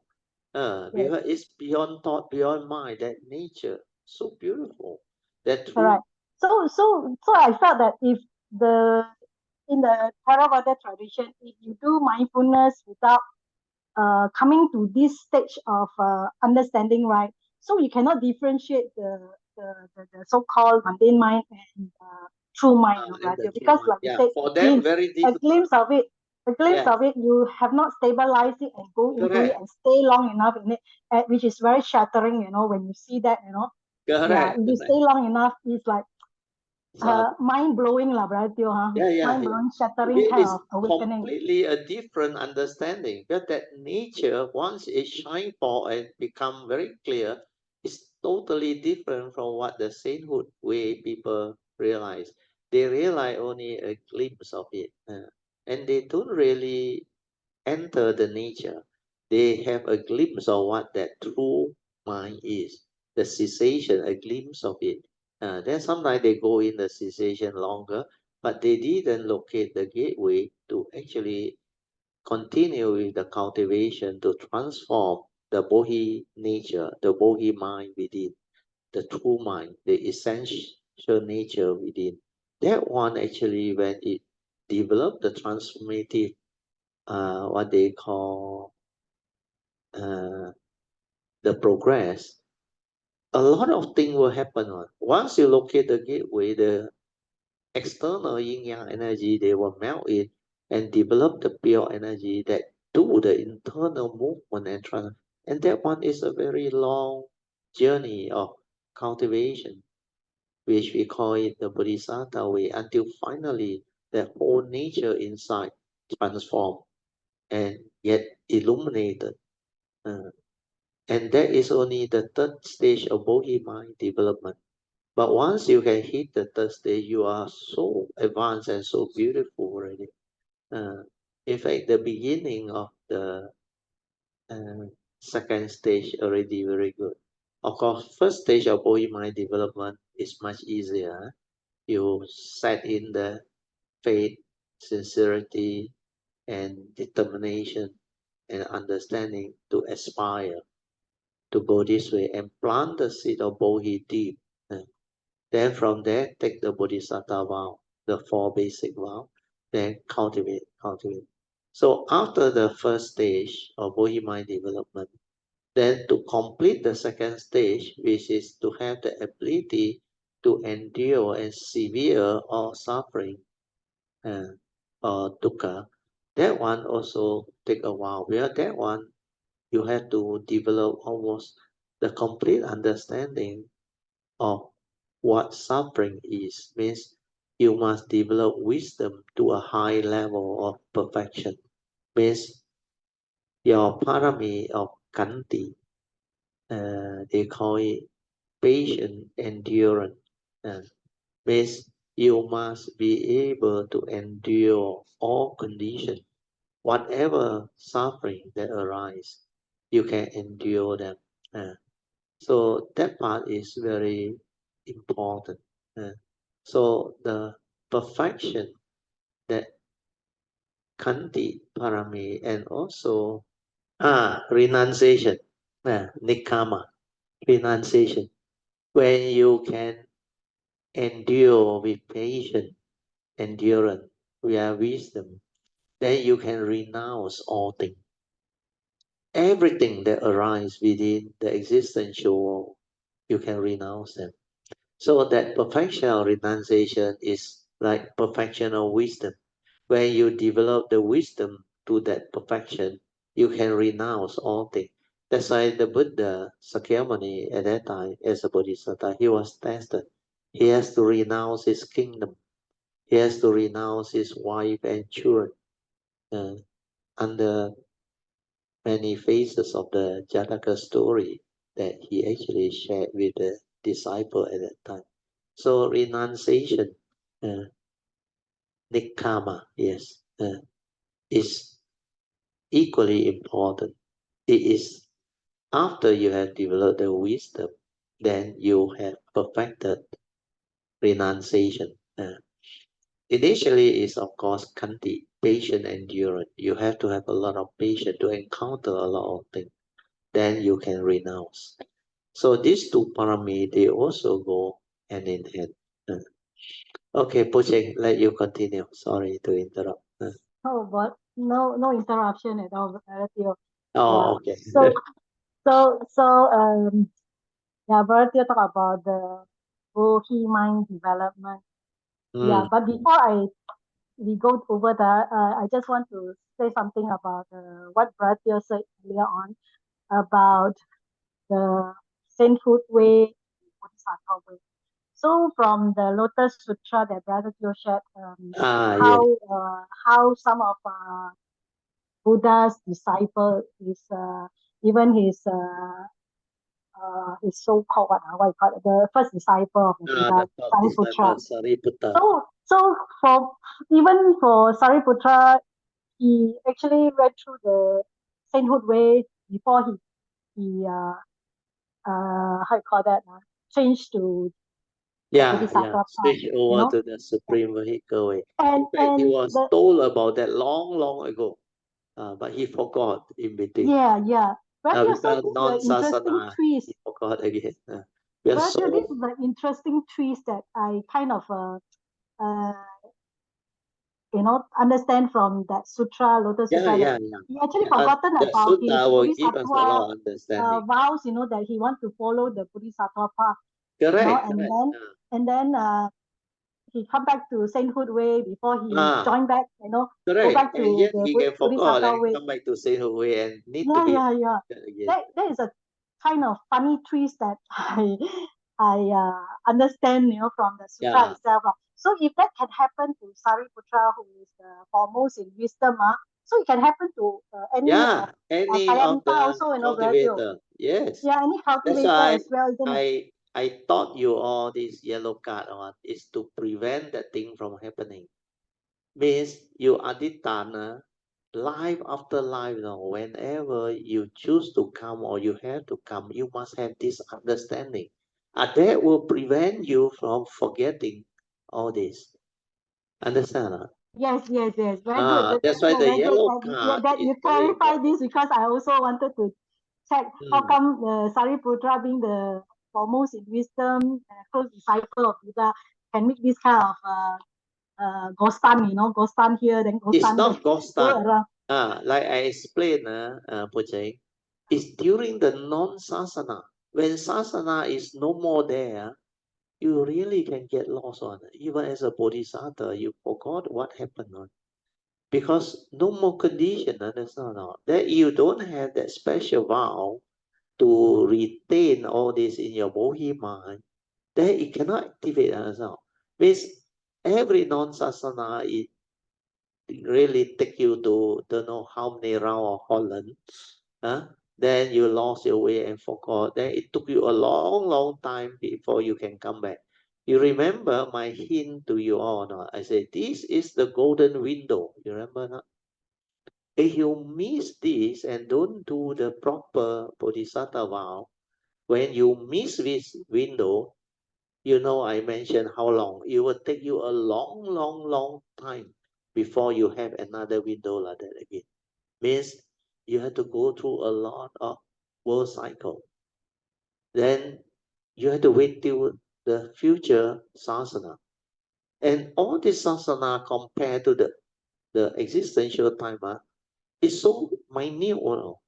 Even our recent Sakyamuni Buddha supposed to be one of the longest sasana, meant to be 5,000 years. He has not admitted the what they call the nuns order or theories order.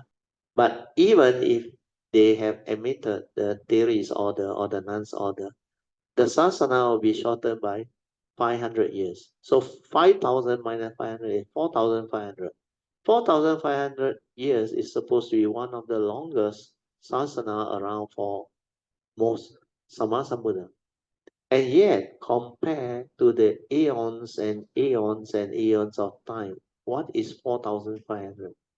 It's like a very minute, small, relative time, comparatively, relatively, it's so short, compared to the eons. So, how can you remember anything? By the time you come back and hit the sasana again, of course, your parami all will come back to you, understand? Then, because of the sasana, you may recall what you learned. And most of this is during the sasana, what Sakyamuni teaches is a provisional teaching first, understand? So they recall the provisional teaching. So now you see.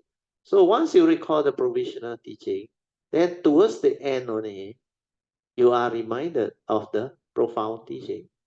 That's why you cannot blame Sakyamuni for telling Sariputta, actually long ago I already told you this.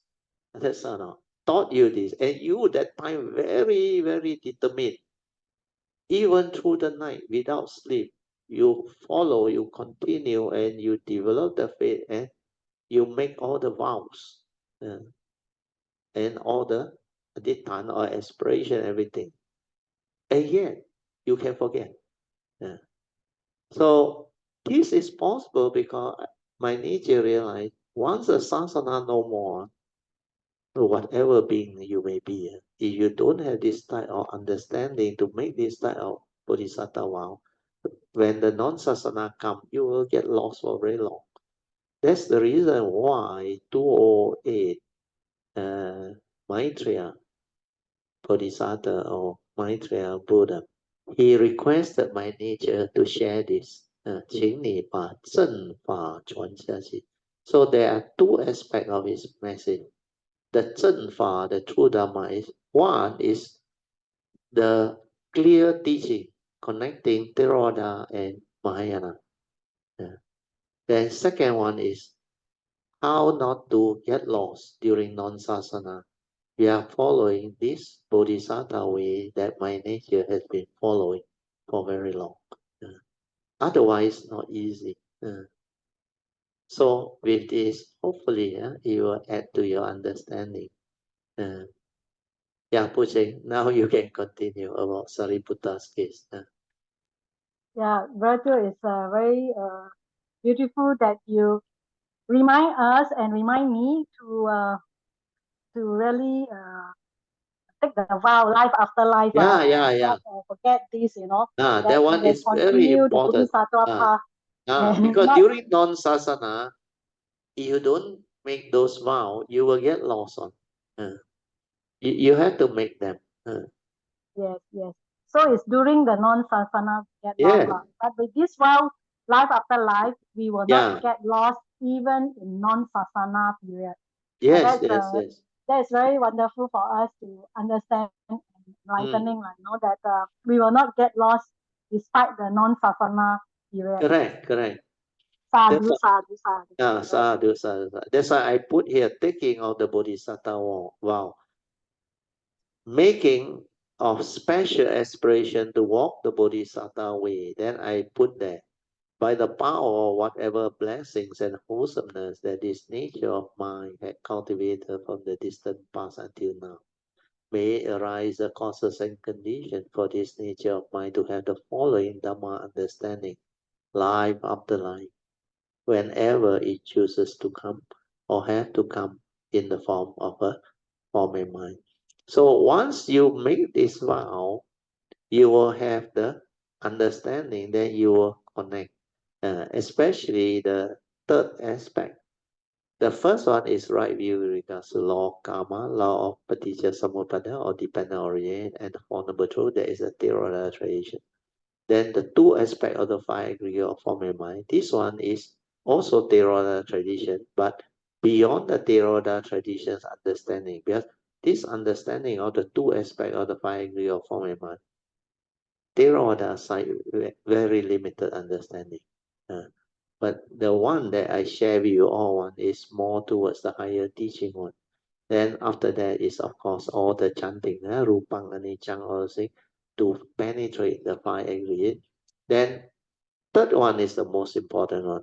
Having developed the above right view, this nature of mind vow to always keep the three set of pure precepts. What are these pure precepts? Pure precept of the Bodhisattva means we are following the advice of all Sammasambuddha. So here, the advice of Sammasambuddha is just basic. But what I add here is a addition to what the normally Theravada tradition's explanation. This three set of pure precept is a lot more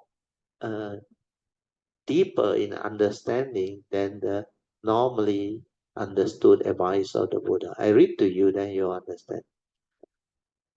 First one is to avoid all evil and understand clearly what constitutes evil. Means the three evil roots of greed, hatred, and delusion are evil. So this one is the added on. The second one also very important instead of cultivating wholesomeness. I say to cultivate all virtue and blessing leading to the perfection of them all. This is the Bodhisattva way, understand? The 10 perfection. Then the last one is the third one, to cultivate wisdom to help liberate and take across all sentient beings. Jin Hao got it.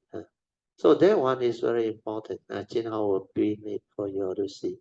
The next page. Making of special aspiration to walk the Bodhisattva way.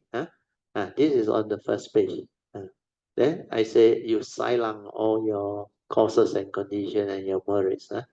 Then you adhitan.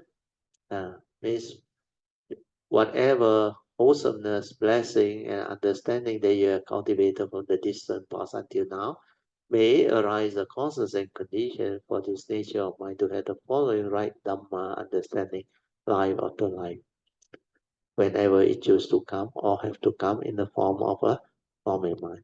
So the first three, right view regards to karma niyama, right view regards to dependent origination or the dwelling, citta niyama, and the four noble truth, dhamma niyama.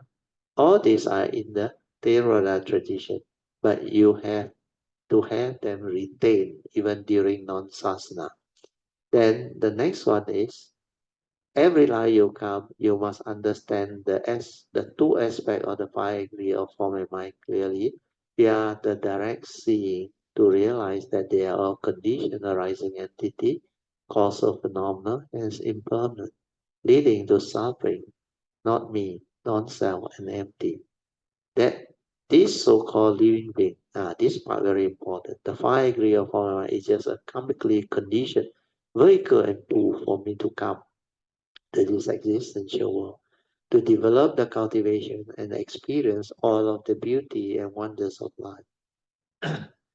So use it with wisdom to arise the right thought, right speech, and right action, to be a blessing to all and not to be deluded by it. To constantly recite with understanding the following profound Dhamma. So we will skip through Rupang, Anicang, etc. And the third one is the one I want you all to vow. Having developed the above right view, this nature of my vow to always keep the following 3 sets of pure precepts. These are pure precepts of a Bodhisattva, following the advice of all Samasa Buddha. So this is the enhancement of the sainthood way. First is to avoid all evil and to understand clearly what constitutes evil, the 3 evil roots of greed, hatred, and delusion. Then to cultivate all virtue and blessings, leading to the perfection of them. This is the cultivation of the 10 perfection. Then the third one, to cultivate wisdom, to help liberate and take across all being. This is the Bodhisattva vow.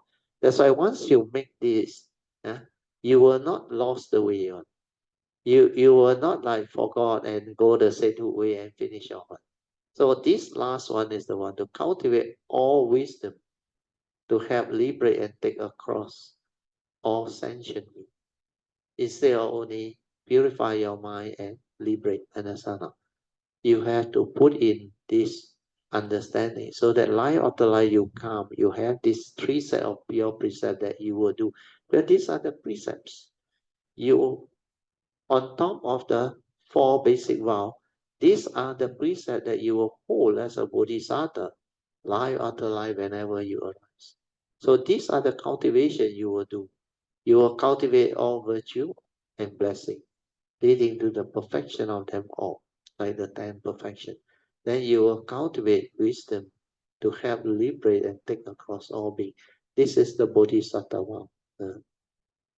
So all these are the important understanding that cultivator of the way can develop to prevent you from losing the supreme vehicle way during non-sasana.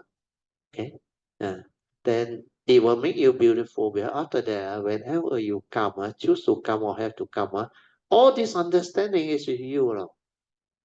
And you can manifest it. That's why my nature has this beautiful understanding when it comes. Like I told you all, I didn't do anything. I just accord and flow and fulfill what I have to do. My vows and my whatever. So all this understanding is what Maitreya wanted my nature to share. And all this, when I received it in 2008, I couldn't do much until the website come out. Until the condition for the Bodhisattva way surfaced. That's why it happened in 2016, I remember, when many Kayamita requested for the Bodhisattva way. So the first vow I fulfill after 2008 is the Theravada tradition connecting to the Mahayana tradition teaching. That one I did through the Heart Sutra.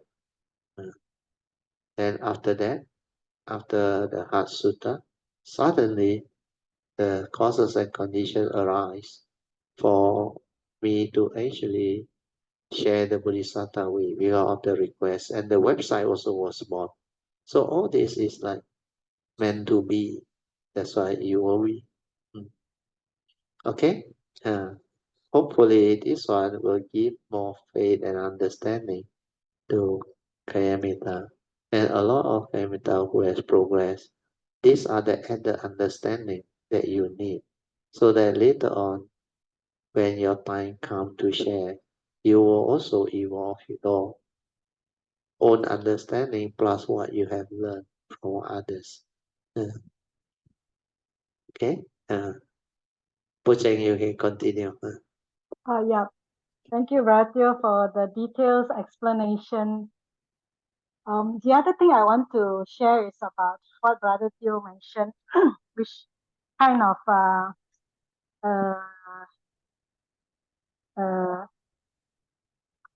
strike me in that sense, that because in my cultivation, I also notice that the true mind is always there, in the background. So when you say Zen Xiu is a trap in the mundane mind and didn't enter into the enlightenment gate or the pure awareness, the true mind, that kind of like struck me very hard in the sense that because last week I went for my holiday, maybe I want to talk about this also, how I connect to that. You see, the true mind is always there, and yet we are obscured by the mundane mind, in our thinking process. So true mind is hidden beneath, underneath it. Cannot shine for. Yeah, it's always there. So this Zen Xiu is trapped in the mundane mind. So the true mind never surfaced for him because he was always very mindful, trying to get rid of the defilements, the duality. So like precisely like the other words that Brother Teo said also strike me very hard. How do you live life if you do that all the time? You cannot live life. You cannot live life. Because you are cultivating all the time. Yes. You're so busy pushing away. And the so duality, the duality that Zen Xiu create, he doesn't understand that this duality come in a pair, and they are all both delusion. Because, like the Buddha say, imas means sati, idang hoti. When you create this, that arise. Means when you create defilement, which you want to do away with, then the opposite, wholesome, will be there. That's why he is trapped in wholesome. Then he worried about the defilement. He tried to push it away. You can't, because this is your own creation through the thought. That's why Krishnamurti very wise. He said, thought divide through what? Through words, good and bad, pure and impure, wholesome and defilement, wholesome state and defilement. So all these are duality created by thought, and they are relative. You have to transcend duality. Means you must transcend the worldly condition and also the yin and yang, the opposite, which is the teaching of Lao Tzu, the Tao. So all this understanding will surface, and the Buddha under the Dhammacakkappavattana Sutta, he actually in the opening sutta mentioned, avoid the two extremes, he said. So the first aspect of the extreme is because it's a provisional teaching for the Theravada tradition, he said, avoid sensual indulgence and self-mortification. And that is the first one. But the second one, if you cultivate further, the avoiding of the two extremes is for you to develop the wisdom to transcend duality. Transcending duality is to realize the truth, to be at peace with all things. Means the third level of seeing, according to Mahayana Sutta. 看山又是山. That is suchness seeing, like what we went through in the previous Heart Sutra class. 看山又是山. That is suchness seeing. Means no right, no wrong. According to the causes and conditions, you accord and flow with nature's condition. So all this understanding are very beautiful, and it can lead to actually very profound transformation in understanding. The other thing that I want to share with you all is, you open up the Heart Sutra book, our printing, for free distribution to non-Muslim only, at the bottom there. No, cover page. The first page. Next page. Next page. The bottom there. Okay. See, Kayamita funds donated by Kayamita Fund by Teo. So all Kayamita are able to partake. Then first edition is when? 19 February 2015, before the Bodhisattva way come out. You realize, huh? Bodhisattva way come out 2016. So this one is the result of after 2008, I was invited to various places to give talk. Then finally 2012, I think, I was invited to Wu Ping Jing Se, where Miss Lee invited me there, and we shared the Heart Sutra and a few other sutta. So it was during this time that we finished the Heart Sutra, and it took us 15 months. Then after that, causes and conditions arise for us to compile into a book. That's why that time I knew my task for the first request of Maitreya Buddha already fulfilled. Means the Zhenfa, or the true Dhamma understanding of the Theravada tradition, linking the Mahayana tradition. Then second edition is 8 March 2020, which is about 5 years later. And this one come about is because we realized the format was not so easy for people to understand.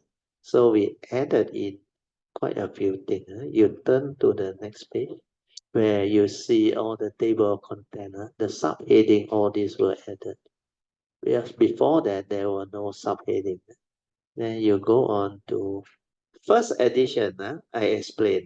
See, since 2012, January, Miss Lee had in the year 2012 invited me to visit Wu Ping Jing Se Vihara, and it was during this visit that Sister Lee had requested Brother to conduct this weekly Heart Sutra come meditation class at Wu Ping Jing Se Vihara. So the first Heart Sutra come meditation class commenced on the 12th of February 2012, and it continued until 19 May 2013 for a period of 15 months. This was then followed by the weekly Satipatthana Sutta come meditation class. Initially, short notes were taken by Miss Lee and forwarded to me for editing, before using it for sharing it at the next Heart Sutta come meditation session. And this was how the Heart Sutta come meditation class short note comes about. Many Kayamita who attended the classes have found the short note very useful and beneficial. Hence the reason why they had suggested that it be compiled into a book so that it can also benefit others who have the affinity to receive them. These short notes can also help those of the Theravada tradition to have a better understanding of the Heart Sutra teaching of the Mahayana tradition, because Brother had managed to link the two teaching, the Heart Sutra teaching, to all the various essential Dhamma of the Buddha as recorded in the Theravada tradition, so that the Dhamma practitioner and cultivator can have a much better understanding of both traditions' teaching and see clearly how they are related to each other. That Brother had also managed to link and explain clearly how all the essential Dhamma of the Buddha is recorded in the Theravada tradition comes about, and how they are connected to each other, thereby making it much easier to understand. In fact, the essence of the Buddha's teaching is just the Four Noble Truths, and all the other teachings, the essential Dhamma, are spin-off from it. It has also been Brother's sincere intention and wish that Dhamma friends, spiritual practitioners, seeker of truth, and cultivator will be able to make use of this enclosed Heart Sutra come meditation class short note to develop a better and clearer understanding of the Dhamma as taught by the Buddha, so that they may progress along the path of Dhamma to become more wiser, virtuous, living beings that can be a blessing to all. Then, as these short notes were mostly only important pointers as prepared by Sister Lee for my editing, As such, it may not be as complete as compared to a recorded talk. Hence, it is hoped that reader who wants to benefit more will listen to a recording so as to have a clearer and more complete understanding of what has been shared. But this recording actually very long. We are 15 months. So you don't have the time. No need to go there. You read the Heart Sutra, meditate, and you can understand. Then the detail for you to manage to locate the website. Then we go to second edition. This is the one I want to share. The reason for the second edition was mooted earlier to coincide with the need of a second reprint of this Heart Sutra book. Well, our first reprint finished already. In doing so, we have included the following activity to help improve the readability of this book. Correct whatever printing error, spelling and grammar mistake detected in the first edition. And since the first edition text is aligned to the colloquial speeches in the talk, some editorial amendment has been made to the text without distracting from the essence of the talk. And then useful subheading, this is the one, has been added to all the Heart Sutra classes listed in the table of content to help reader look for the topic that interests them more. This one is the most important. Then I added Appendix 8. Explanation of Avijja Sutta, Sutta on Ignorance was added. Well, this one come about after I did the website, 2016. Then Appendix 6A, I also added the Trinity Triangle, which I teach you all during the retreat. Well, this one is very important. The Trinity Triangle to understand cultivation has been added. This one is from the pure awareness. You go left, you develop the direct seeing. You go right, you cultivate the normal mundane living. Then how from the left you develop wisdom, which is Yoniso Manasikara, connected to your form and mind. That one enable you to live life, the base, the bottom base of the triangle. So all these are useful additions. That's all. Okay. Sorry to interrupt just now, Project. Now you can continue. So today I think it's very useful, very beautiful. It covers a lot of things that we're supposed to understand and share. So hopefully with all this you all can understand how all this become possible and how we have evolved and how in the early day you all cannot see all these things that is been actually prepared for you all and properly added and planned. So once there is causes and condition for me to explain, I will explain. Then when you check back, you will realize all this were actually there. But like I said, you need to wait for causes and conditions, the timing. Nevertheless, it has been a great journey for us all, Kayamita. And my nature really rejoice and thank you to all who has made this possible, especially those community members and those who are very close and helping my nature to develop all this. A very big sadhu to all. Sadhu, sadhu. Okay, Poh Cheng, back to you. Yeah, Mahasadhu Bharatyo for fulfilling your first vow with Maitreya Buddha. Yeah. And hopefully, I think the Bodhisattva vows also Bharatyo feel, because you actually help us to develop the vow and I already formatted it in the year 2016.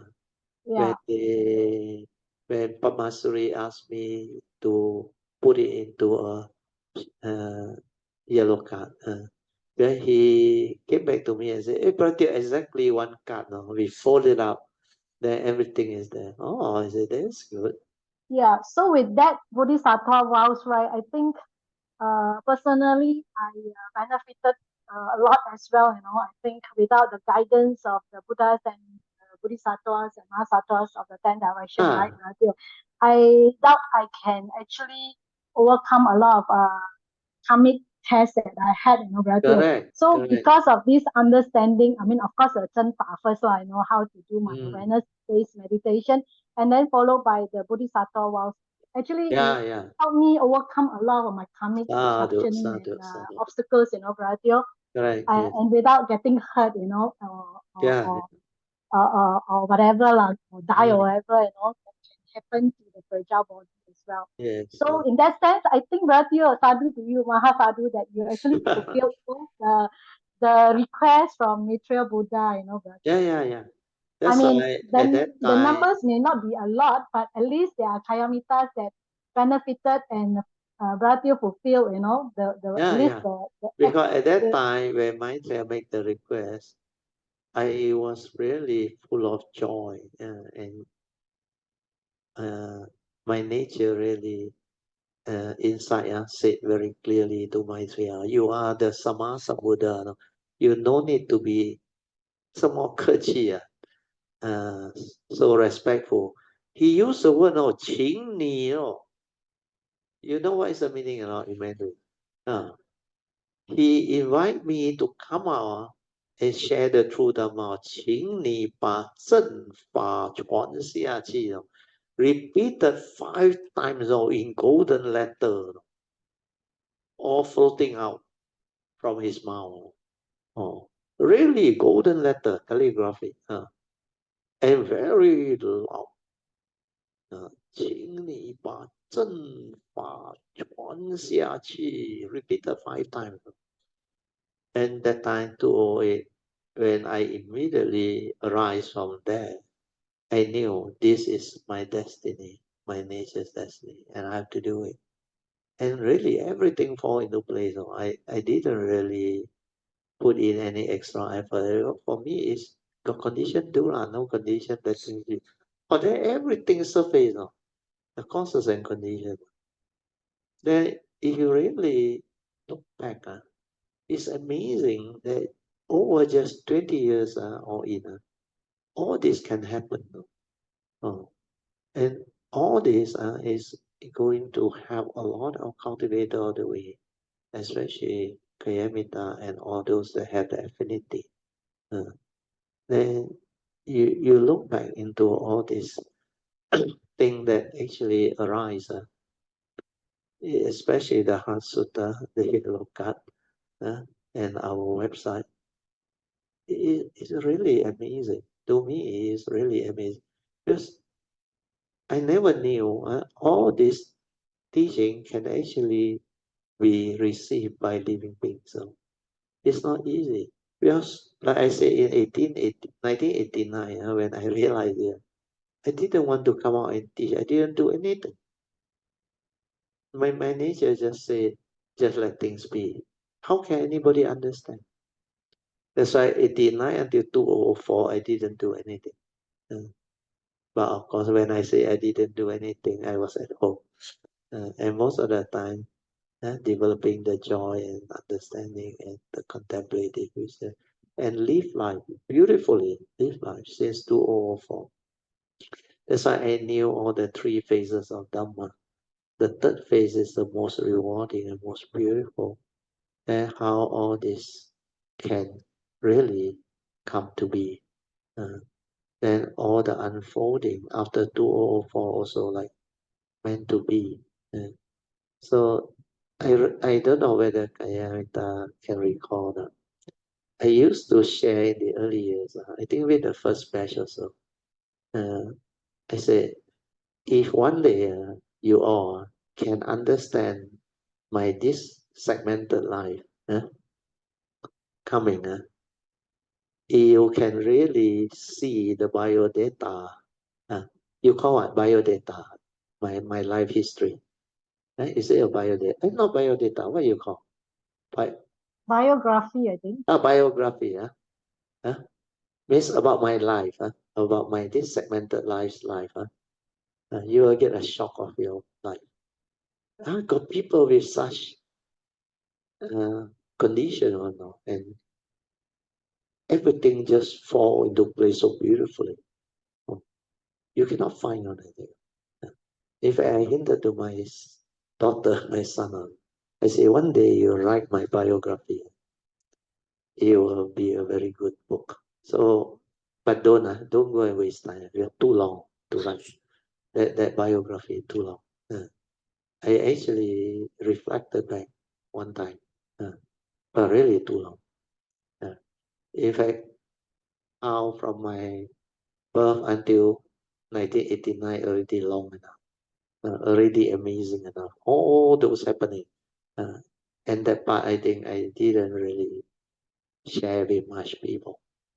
Except maybe my wife, they all know a bit. The rest, they don't know.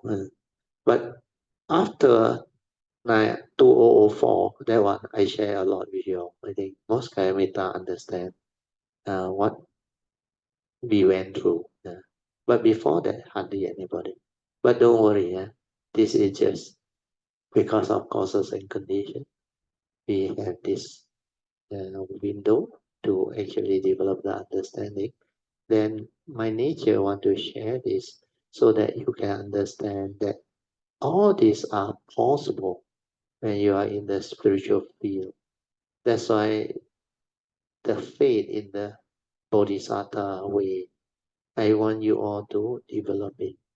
Because if my nature can do this, even for this segmented life, means there are a lot of other possibilities for all those going this way. And this is really amazingly testimony of what the way can be and how beautiful that way of the Bodhisattva can be. When you really have the cultivation and the understanding to come, all these are possible. Okay? Yeah, Bratio, speaking of this, that looking at Bratio history and biography, right? There are so much possibility that can unfold for even Kayamitas to walk this way. Yeah. The other thing is, you see, Bratio always say that we always gong gong jia, gong gong tua, gong gong si, right? So we have been living this life for eons of life. Why can't we live eons of life in the future to walk the Bodhisattva way, which is a lot more better than gong that gong is the jia, understanding gong that gong my si, nature want you all to understand that this is Yeah. possible. That's why do not what they call have doubt. Develop the faith, and if this is what you want, go all out. And every life of your future coming will become different. And later on, as you progress, you become very, very beautiful, exceptionally beautiful. And this can be your future destiny too. And you all can really progress and develop the understanding to become great beings too in the future. And many of you will really achieve what you actually aspire for. So the possibility is there. What you need is your faith, your sincerity, and your perseverance to go all out. And this window, with all the good understanding, you better do what you have to do. I use the word like a poker player, silent everything. You adhitan. You really plant your seed of Bohi, the Bohi mind, deep in your nature. Adhitan until it's really firm. So very good, Sadhu. Yeah, so Bratio, since we have spent eons of time lost in this samsaric world, so why not we have faith and sincerity and perseverance to walk this Bodhisattva way, which is a lot more better and not get lost, and we can keep on improving, a good example is Brother Teo, like very true, yes.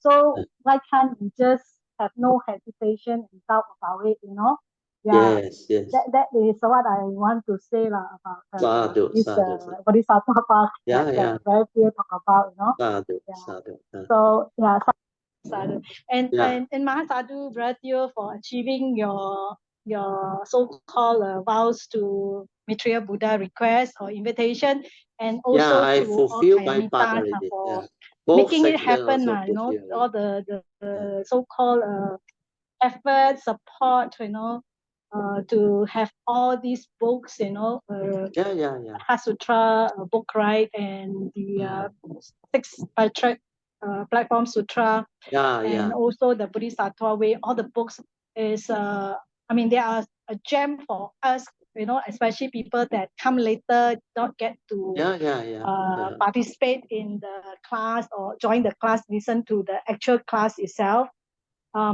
So people that come later benefited so much as well, although we did not attend the classes. So it's really Mahasadu to all of them, and Sailang all their wholesomeness and merits, to arise the causes and condition for themselves to go this way, to learn the true Dhamma, the supreme vehicle Buddha Dhamma, this life and every life that they choose to come or have to come, Yes. So and it will be beautiful as well and wonderful, if not the same as Brother Teo, but at least it's getting better and better, bright to brightness, like Buddha said, you want to go from brightness to brightness, not brightness to darkness or darkness to darkness, or darkness to, or I mean, of course, darkness to brightness as well, I know. You all progress and it's, become very beautiful. I mean, without doubt, with sincerity, faith, and perseverance, we can walk this path, I mean, at least for me, even though it's short period, I can personally experience, my own suffering and how I come out of the suffering through these Bodhisattva vows, I mean, I do not know what I've done in the past, Brother Teo, I mean, not just this life, in the past already gone. Forget about it. But the moment is the very important understanding from this moment. Sorry, Brother Teo, I couldn't hear you, something wrong with my... I repeat. you listen. You listen, I repeat. I say, forget about the past because the past is already gone. Means whatever coming thing or what, never mind. Let it be because there is the condition behind. What is more important is from now onward, the present moment onward. If you really adhitan, strive on with heedfulness and develop all this understanding and cultivation, you know what will happen or not? Like we used to say, all this not only can become possible, it's no more a fairy tale. In the word of PG. PG last time always say, right? You always say, we thought all this can never happen, even happen also like fairy tale. But then when you are in the spiritual field, in the cultivation, you realize they are even more fantastic than fairy tale. Fairy tale also cannot take it to that level, to that perfection, to that perfect causes and condition to unfold. Like I used to say, even let you plan your life, you can never plan it until your life can be so beautiful as what I went through. I myself admit, I reflected. I say, even if nature has allowed me the power to plan my life, I cannot plan it so well. Do you understand what I say? Do you understand what I say? Yes, Brother Teo, we understand what you say. If nature allow you to plan your life, can you plan your life better than what you are going through? Maybe for you all can. Now you know the thing already. But for me, I really look back. All this come about because my understanding from my cultivation. And it just unfold. That's why I cannot, even given the power to plan, I cannot plan it so well. But these are the understanding that bring about all this. And it just unfold like that. So this is the part which a lot of cultivators of the way will finally understand. If you are in the spiritual field, everything is possible. Nothing is impossible. And like the Heart Sutra, 真空妙有. When you realize true emptiness, when you have the understanding, life is really wonderful and amazingly wonderful. 妙, you know what? Wonderful. And existence can be so beautiful, even though it's what we call within the existential world, not so real, not what we think. but there is such thing as life, existence. And if you really have the wisdom and the understanding, you can really have that life is so amazingly beautiful. You can come and experience all of the pristine beauty and wonders of life's creation. And every segment of that life that comes can be so beautiful, can be so wonderful and amazingly beautiful. So all this is the understanding. So have faith, then strive on with heedfulness to realize whatever vows or adithan that you have made. And all these are possible. It's no longer what it used to be, where a lot of your, before you had this understanding. Like I remember a lot of Kayamita used to tell me, over till our nature not like you lah, we can't, or the sainthood way also, Jabelia or you happy already. But now you look back, it's so different, isn't it? You look back, you realize what is the sainthood way. It's actually relatively very, very much easier or simpler. And the true Bodhisattva way is full of amazing things and possibility. So this is what Dhamma is all about, when you have the causes and conditions to understand them and to develop the progress. So once again, we should all rejoice. Sadhu, sadhu. Sadhu, sadhu. Okay, anybody want to add, just come in. Another 10 minutes on. Good evening, Brother Teo and Mrs. Teo and all Kayamitas. Something to share about my mother. Okay, recently, my mother and I, we practicing Qigong, is it? Ping Shuai Gong. All right. Okay. So it was told that after the practice the Ping Shuai Gong, we will do 10 minutes of meditations. So after the third day, I told my mother, I said that, are you aware about your breathing? And then if you're able to aware the breathing, later on you'll come to a stage whereby you will maybe hurt your heartbeat, you see. Yeah. I told her in the morning, because we did it twice, morning and evening. Yeah. In the evening, after the meditation, she said, hey, she heard her breathing, you see. She can feel her breathing heartbeat, very loud. heartbeat. And I was, Heartbeat. yeah, Heartbeat. a heartbeat, yes. I was like, wow, so fast. And then and then later on, today, when she told me, she said that, when she meditated the time, because she was her leg, she cannot cross her leg, you see. She only no need to cross. sit on the chair, you see. And she didn't lie on the back, you see. But she said somehow or other, she said when she relaxed, you see, suddenly there's a tendency of like going down, you see. Or going down, and then her hand, both hands is like opening up, you see.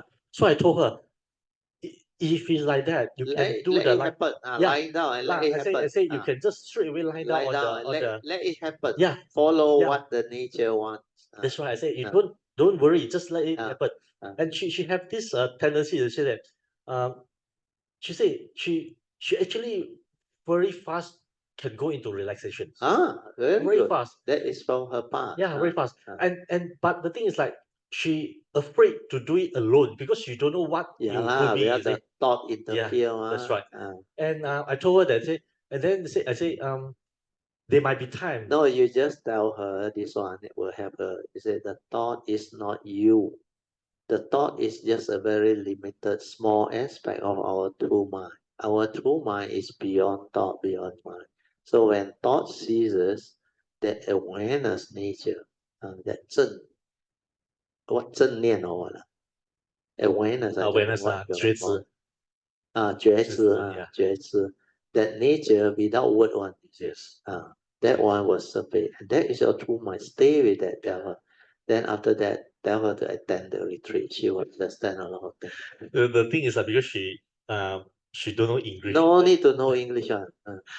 And what amazed me was that, I told her that when you go to sleep the time, you see, the difference between the awareness and non-awareness is like sometimes you may heard your snoring. Yeah. And she said she heard it long time ago. Yeah. I was like, wow. Yeah, means she has a past. Yeah. She can hear her own snoring, means she has awareness nature within. Yeah.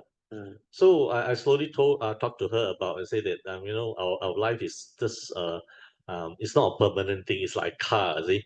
So I mean, when times come, it will go on and all this kind of thing. He said, lah, it's like clothes, lah. Yeah. She said she can reflect it, and then so I was really amazed that you know my mother actually you know she took so short you know to realize all these things where her son took so long, you see.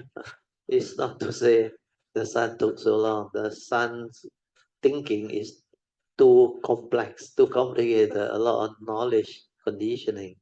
Your mother being simple and have her past, she just listen to instruction and do it. That's why you can develop it faster than you. Because a clean slate, not complicated, learn very fast. It's like something to absorb, a sponge. Yeah. The sponge, if it's still without water, whatever you speak to them or taught them, teach them, they listen, it's like sponge, it just suck in. Then when they get the right instruction, they will develop the progress. And this is a very natural. That's why I say knowledge bind. Too much knowledge actually indirectly bind a person and prevent them from learning because they thought they know already. And they don't want to change. They don't want to investigate. They don't want to find. Because to them that knowledge prevent them. Hey, my teacher teach different. The monk say different. The book say different. Why is this guy telling me all this? So that thinking activity prevents. Where that one arises through knowledge.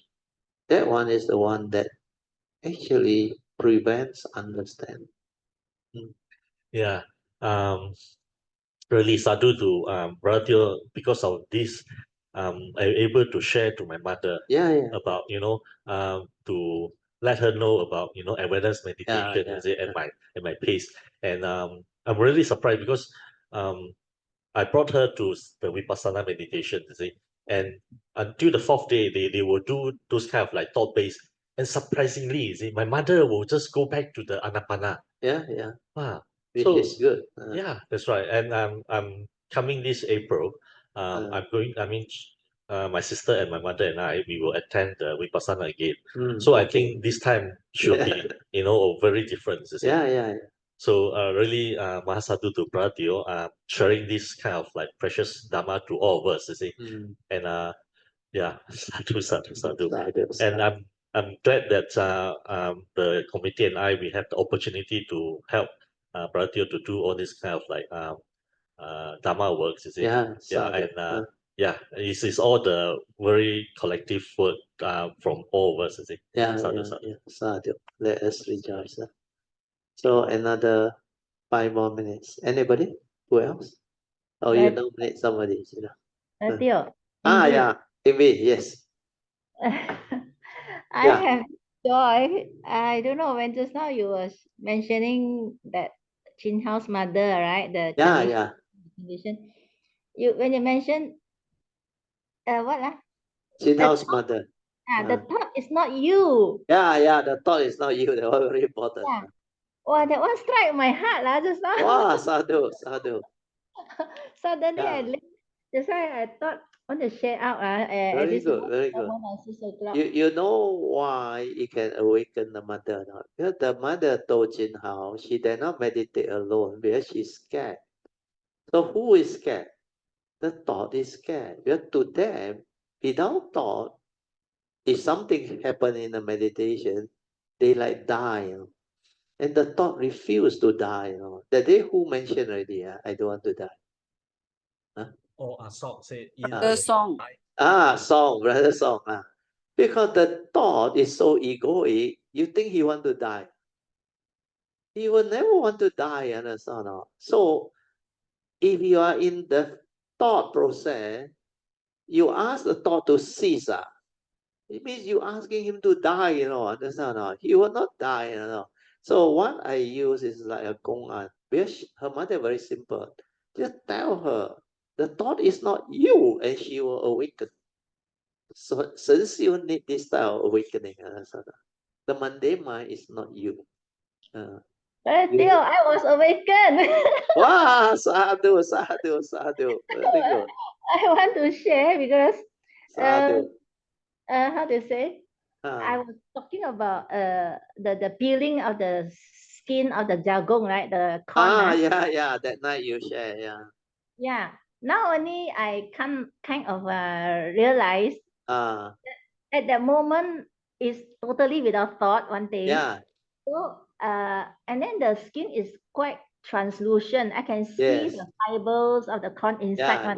Yeah. So I do it nicely, slowly. Now just now when you say the thought is not you. So the mundane mind is also not you. You will awaken. There's no mundane mind, but yeah, because when you are in that state, there is no mundane mind. That's why you will awaken. I was linking it to the perception, right? Remember? Correct, the pure perception. Yeah. At that moment when you are in it. Yeah. The previous perception of just throwing away the skin, the fibers, right. Yes. And the different perception when I do it carefully, deliberately, slowly. With that true mind, the silent mind. Yes. Then with this word, you say the thought is not you. You will awaken. Not me. The perception is not me. Yeah. The perception is not me. Definitely, because there is an aggregate. Yeah, it's just the way it is. Yes, sadhu. See things as they are. Yes. No word, nothing. And then like you say just now, the hand turn this way is a delusion. Correct.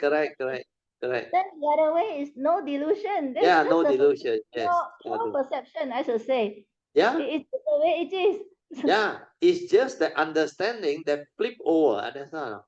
That's why the fifth patriarch told St. Siu, after hearing what I say to you, you should immediately realize your essential nature. That is to awaken St. Siu. But too bad St. Siu was not in that condition to receive it. Very good, sadhu. Yeah, it really like because during that moment I don't know that perception it is like just perceive and look at. Yeah. But now just now when you say the thought is not me, it's not you. Not you. Link it together. The perception is not me also. Yeah, definitely. So there's the direct seeing, the way Dhamma is. Yeah. Conditioned or unconditioned is just correct. exist alongside. They exist together. Yeah, within the conditioned world. That's why word divide, duality divide. And all this is what life is all about. When we use the mundane mind to perceive, we create words, concept, idea, and division. And that's how all the phenomenal world of consciousness become like luring, grasp and cling and hold. People who don't have the direct seeing, the awareness nature, the wisdom, they will believe it's real. They will cling, they will grasp, they will hold, they will give meaning. So all this is what understanding from that direct seeing awareness nature is. When you understand that, that understanding actually completely transform you, like what Poh Cheng also realized. It really like wake you up. Like the whole understanding suddenly become very different. Yeah. So all these are beautiful sharing and understanding. Sadhu, Eng Bee, thank you so much. Yeah, thank you for the condition and causes for me to Yeah. me. The perception is not me. That means all the five aggregates of form and mind is also not me. Yeah, not real, empty. Yeah. Now I really understand it's not the wordings only on the superficial theoretical. Yeah, correct. Sadhu. Very good. Thank you, Bratio. Sadhu. Thank you. Let us rejoice together. Sadhu. Okay, good. So we will now end. Then we will maybe do the sharing of merits. Oh, got two messages. They got two messages. One is like yeah. Okay, one's from Sister Alicia. 烦恼即菩提. If there's a fleet, 感恩，然后呢，那个是感恩 Brother Teo，三界唯心，万法唯识，sadhu, and then the Sister Eng Bee, sadhu, and Poh Cheng. Poh Cheng also wrote something. Poh Cheng is sadhu, Sister Eng Bee, sadhu. Okay, let us now share merit, transfer merit, then we shall end the whole Zoom session. Today's session very good. My nature reaches. Aka Satta Chya Bhumata Deva Naga Mahindika Punyang Tang Anumoditwa Chirang Rakantu Loka Sasana Ittawata Chamehi Sampadan Punya Sampadan Sabbe Deva Anumodantu Sabba Sampati Siddhya Idang me nyatinang hotu sukita hontu nyatayo. Idang me nyatinang hotu sukita hontu nyatayo. Idang me nyatinang hotu sukita hontu nyatayo. Deo wasatakalena sasa sampati hetu cha pito bhavatu loko cha raja bhavatu dhammiko imina punyang kamena mame bala samagamo satang samagamo hotu yawa nivana patiya sadhu sadhu sadhu. Okay, you can now pay respect mindfully to Lord Buddha, Kuan Yin Bodhisattva, and other worthy ones. And we end our whole Zoom session. Sadhu.